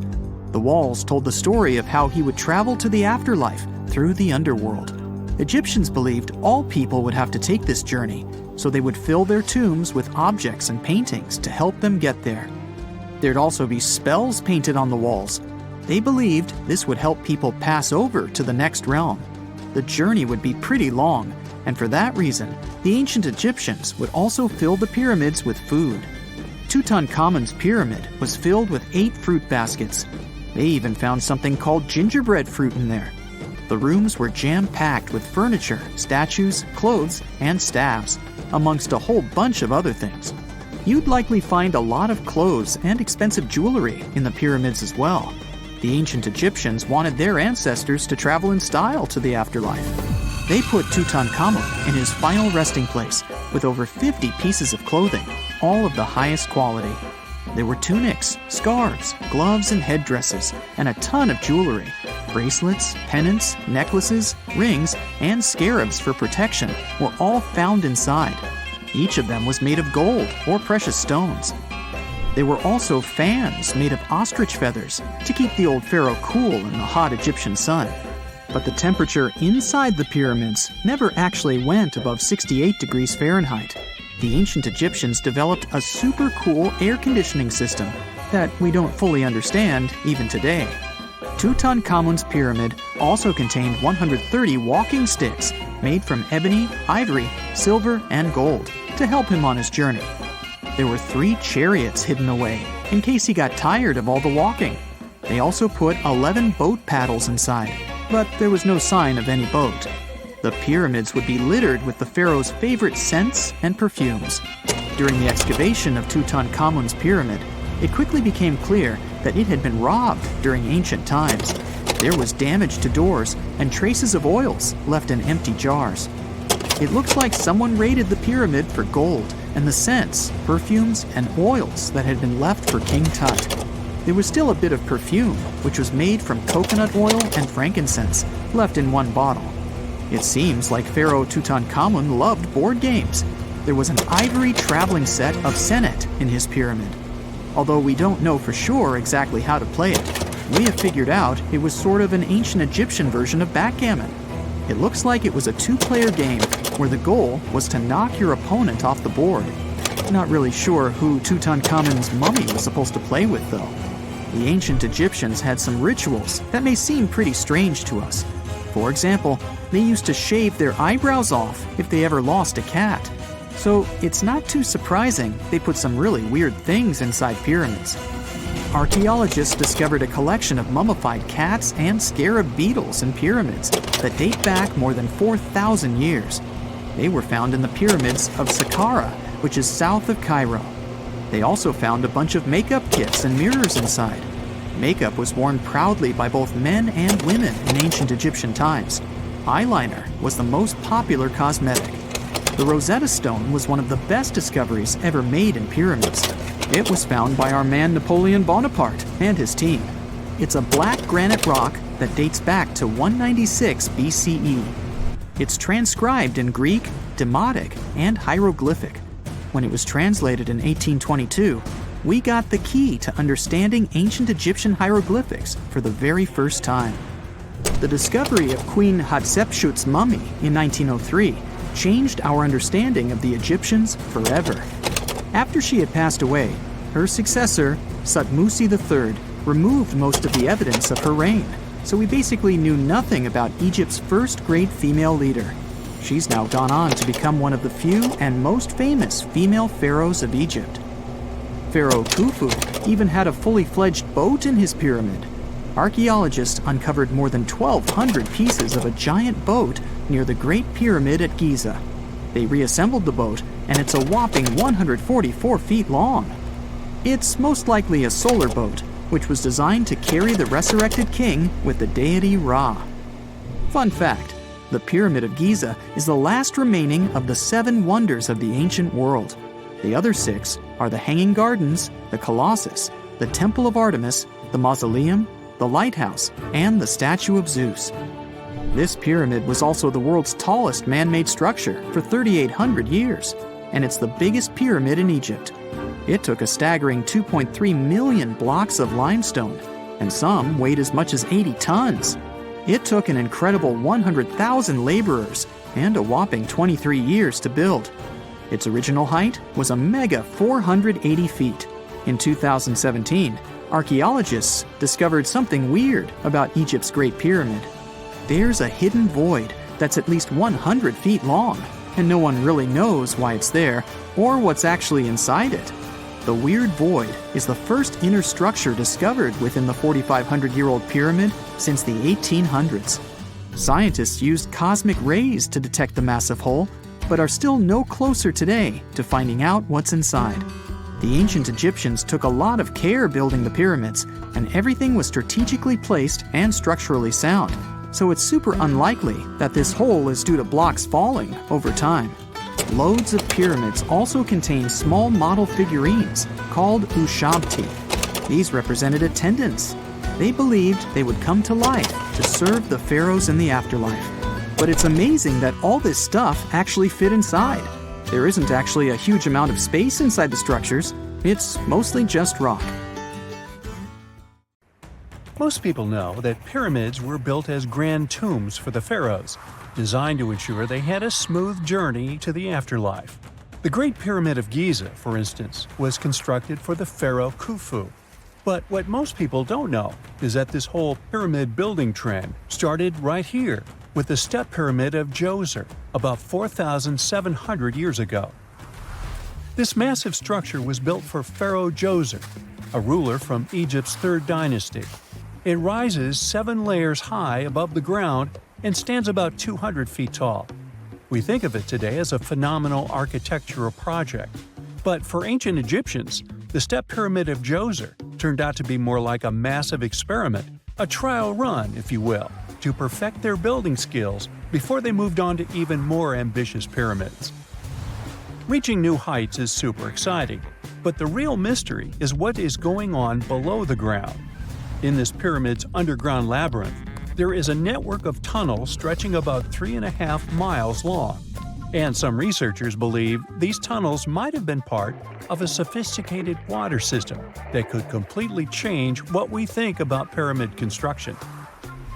Let's talk about this massive complex located in Saqqara.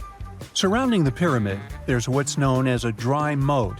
a continuous trench that is up to 164 feet wide and almost 2 miles long. It forms a sort of rectangular shape around the pyramid. This trench has an average depth of about 65 feet. Now, if you were to add up all the earth and rock they dug out to create this moat, it would be about 10 times the volume of the step pyramid itself. For the longest time, people just assumed this trench was nothing more than a huge quarry, a place where they dug up stone and clay to build the step pyramid. Makes sense, right? But when you take a closer look, it doesn't add up. The trench is too narrow and deep to be practical for mining, and its layout doesn't match anything we know about ancient Egyptian quarrying methods. Plus, some sections of the trench are actually covered with a rocky ceiling, which would have made it nearly impossible to use as a quarry. Another theory suggests that the dry moat had some kind of spiritual significance. Maybe it was a sacred place, where souls of nobles gathered to serve the late king in the afterlife. There are even niches in the walls that work as a hint at this spiritual function. But most researchers believe that this purpose likely developed much later, long after the complex was built for Djoser. So what was the moat really designed for? In 2020, a researcher came up with a pretty intriguing idea. It is possible that this trench was actually designed to collect and manage water, especially after heavy rainfalls. Now, that makes sense when you consider the location. The moat sits in an area that could easily have been flooded by runoff water from nearby plains. This could also explain why the trench wasn't used for new graves until much later when the climate became drier and less prone to flooding. The story becomes even more intriguing as this trench appears to be part of a larger, more complex hydraulic system within the Djoser complex. It is like the trench has several compartments, carefully carved out of the rock and connected by tunnels. These compartments likely served as a part of a water treatment system, where water would flow from one compartment to the next, getting cleaner as it moved along. Now, here is where things start to tie into the pyramid itself. The Djoser complex has a series of underground shafts, and some researchers think that water from the moat's deep trench might have been used to power a hydraulic lift system. And this giant water-powered elevator could have been used to raise the heavy stones needed to build the pyramid. It worked like a volcano, but instead of lava, water did the heavy lifting. Imagine a big deep hole in the ground at the center of the pyramid site. Inside this hole, there was a huge wooden platform, kind of like a giant raft that could move up and down. When the workers wanted to lift a heavy stone, they would fill the hole with water. As the water rose, the wooden platform started to float up, carrying the stone with it, almost like a giant water-powered elevator. When the stone reached the right height, the workers slid it off the platform and onto the pyramid. The idea is that water from the deep trench, after being cleaned and filtered, would flow into these shafts. A massive float, possibly made of wood, would then rise as the water filled the shaft, lifting the stones up to where they were needed for construction. Once the stone was in place, they'd let the water out, lowering the platform back down to the bottom, ready to lift the next stone. This fancy hydraulic lift system could have been a game changer, making the whole building process a lot faster and more efficient without using a lot of workforce. It is like the ancient Egyptians were already embracing the whole idea of work smarter, not harder. But of course, not everyone is on board with this theory. Some experts argue that the area where the step pyramid of Djoser was built couldn't have held enough water from occasional rains to maintain such a fancy hydraulic system. The main theory suggests that, in the past, there might have been some kind of lake nearby that would have filled up after a period of rain, and this lake could have supplied water to the complex's hydraulic system. But there is no mention of such a lake in any ancient Egyptian writings, so it might be more of a what-if situation than a reality. And then there's the issue of the hard work itself. Remember when I said this method could have allowed the ancient builders to raise stones with far less effort? Well, that might not be entirely true. According to some experts, Just building this hydraulic device would have required a lot more heavy work than simply moving the stone blocks using good old-fashioned manpower. And let's not forget, the step pyramid of Djoser is like a baby pyramid compared to those that came later. The stones used for Djoser's pyramid weighed, on average, about 660 pounds each, which is nothing compared to the more than 2.5-ton blocks used later for the pyramid of Chephren. If this cool water lift theory gets completely ruled out, we still need to explain how this pyramid was built in the first place. To answer that, we need to rewind a bit and talk about the original plans. See, before Djoser's tomb became a pyramid, the idea was to construct a simple mastaba. This type of tomb was pretty common in earlier periods, a flat-roofed, rectangular structure with sloping sides. But after the original mastaba was finished, they decided to expand it a bit by adding more layers on top. And then they added even more layers, until the construction reached 6 distinctive steps, each one smaller than the previous. And they probably did all this by raising those heavy stones using ramps, not a water-powered elevator. There is still so much we don't know about the step pyramid of Djoser. More research is definitely needed to fully understand how this system worked, or if it even existed at all. But the idea of using water to help build the pyramid adds a whole new layer to our understanding of ancient Egyptian engineering. It's a powerful reminder of just how clever and resourceful those builders were, using the natural landscape and the power of water to create one of the most iconic monuments in history.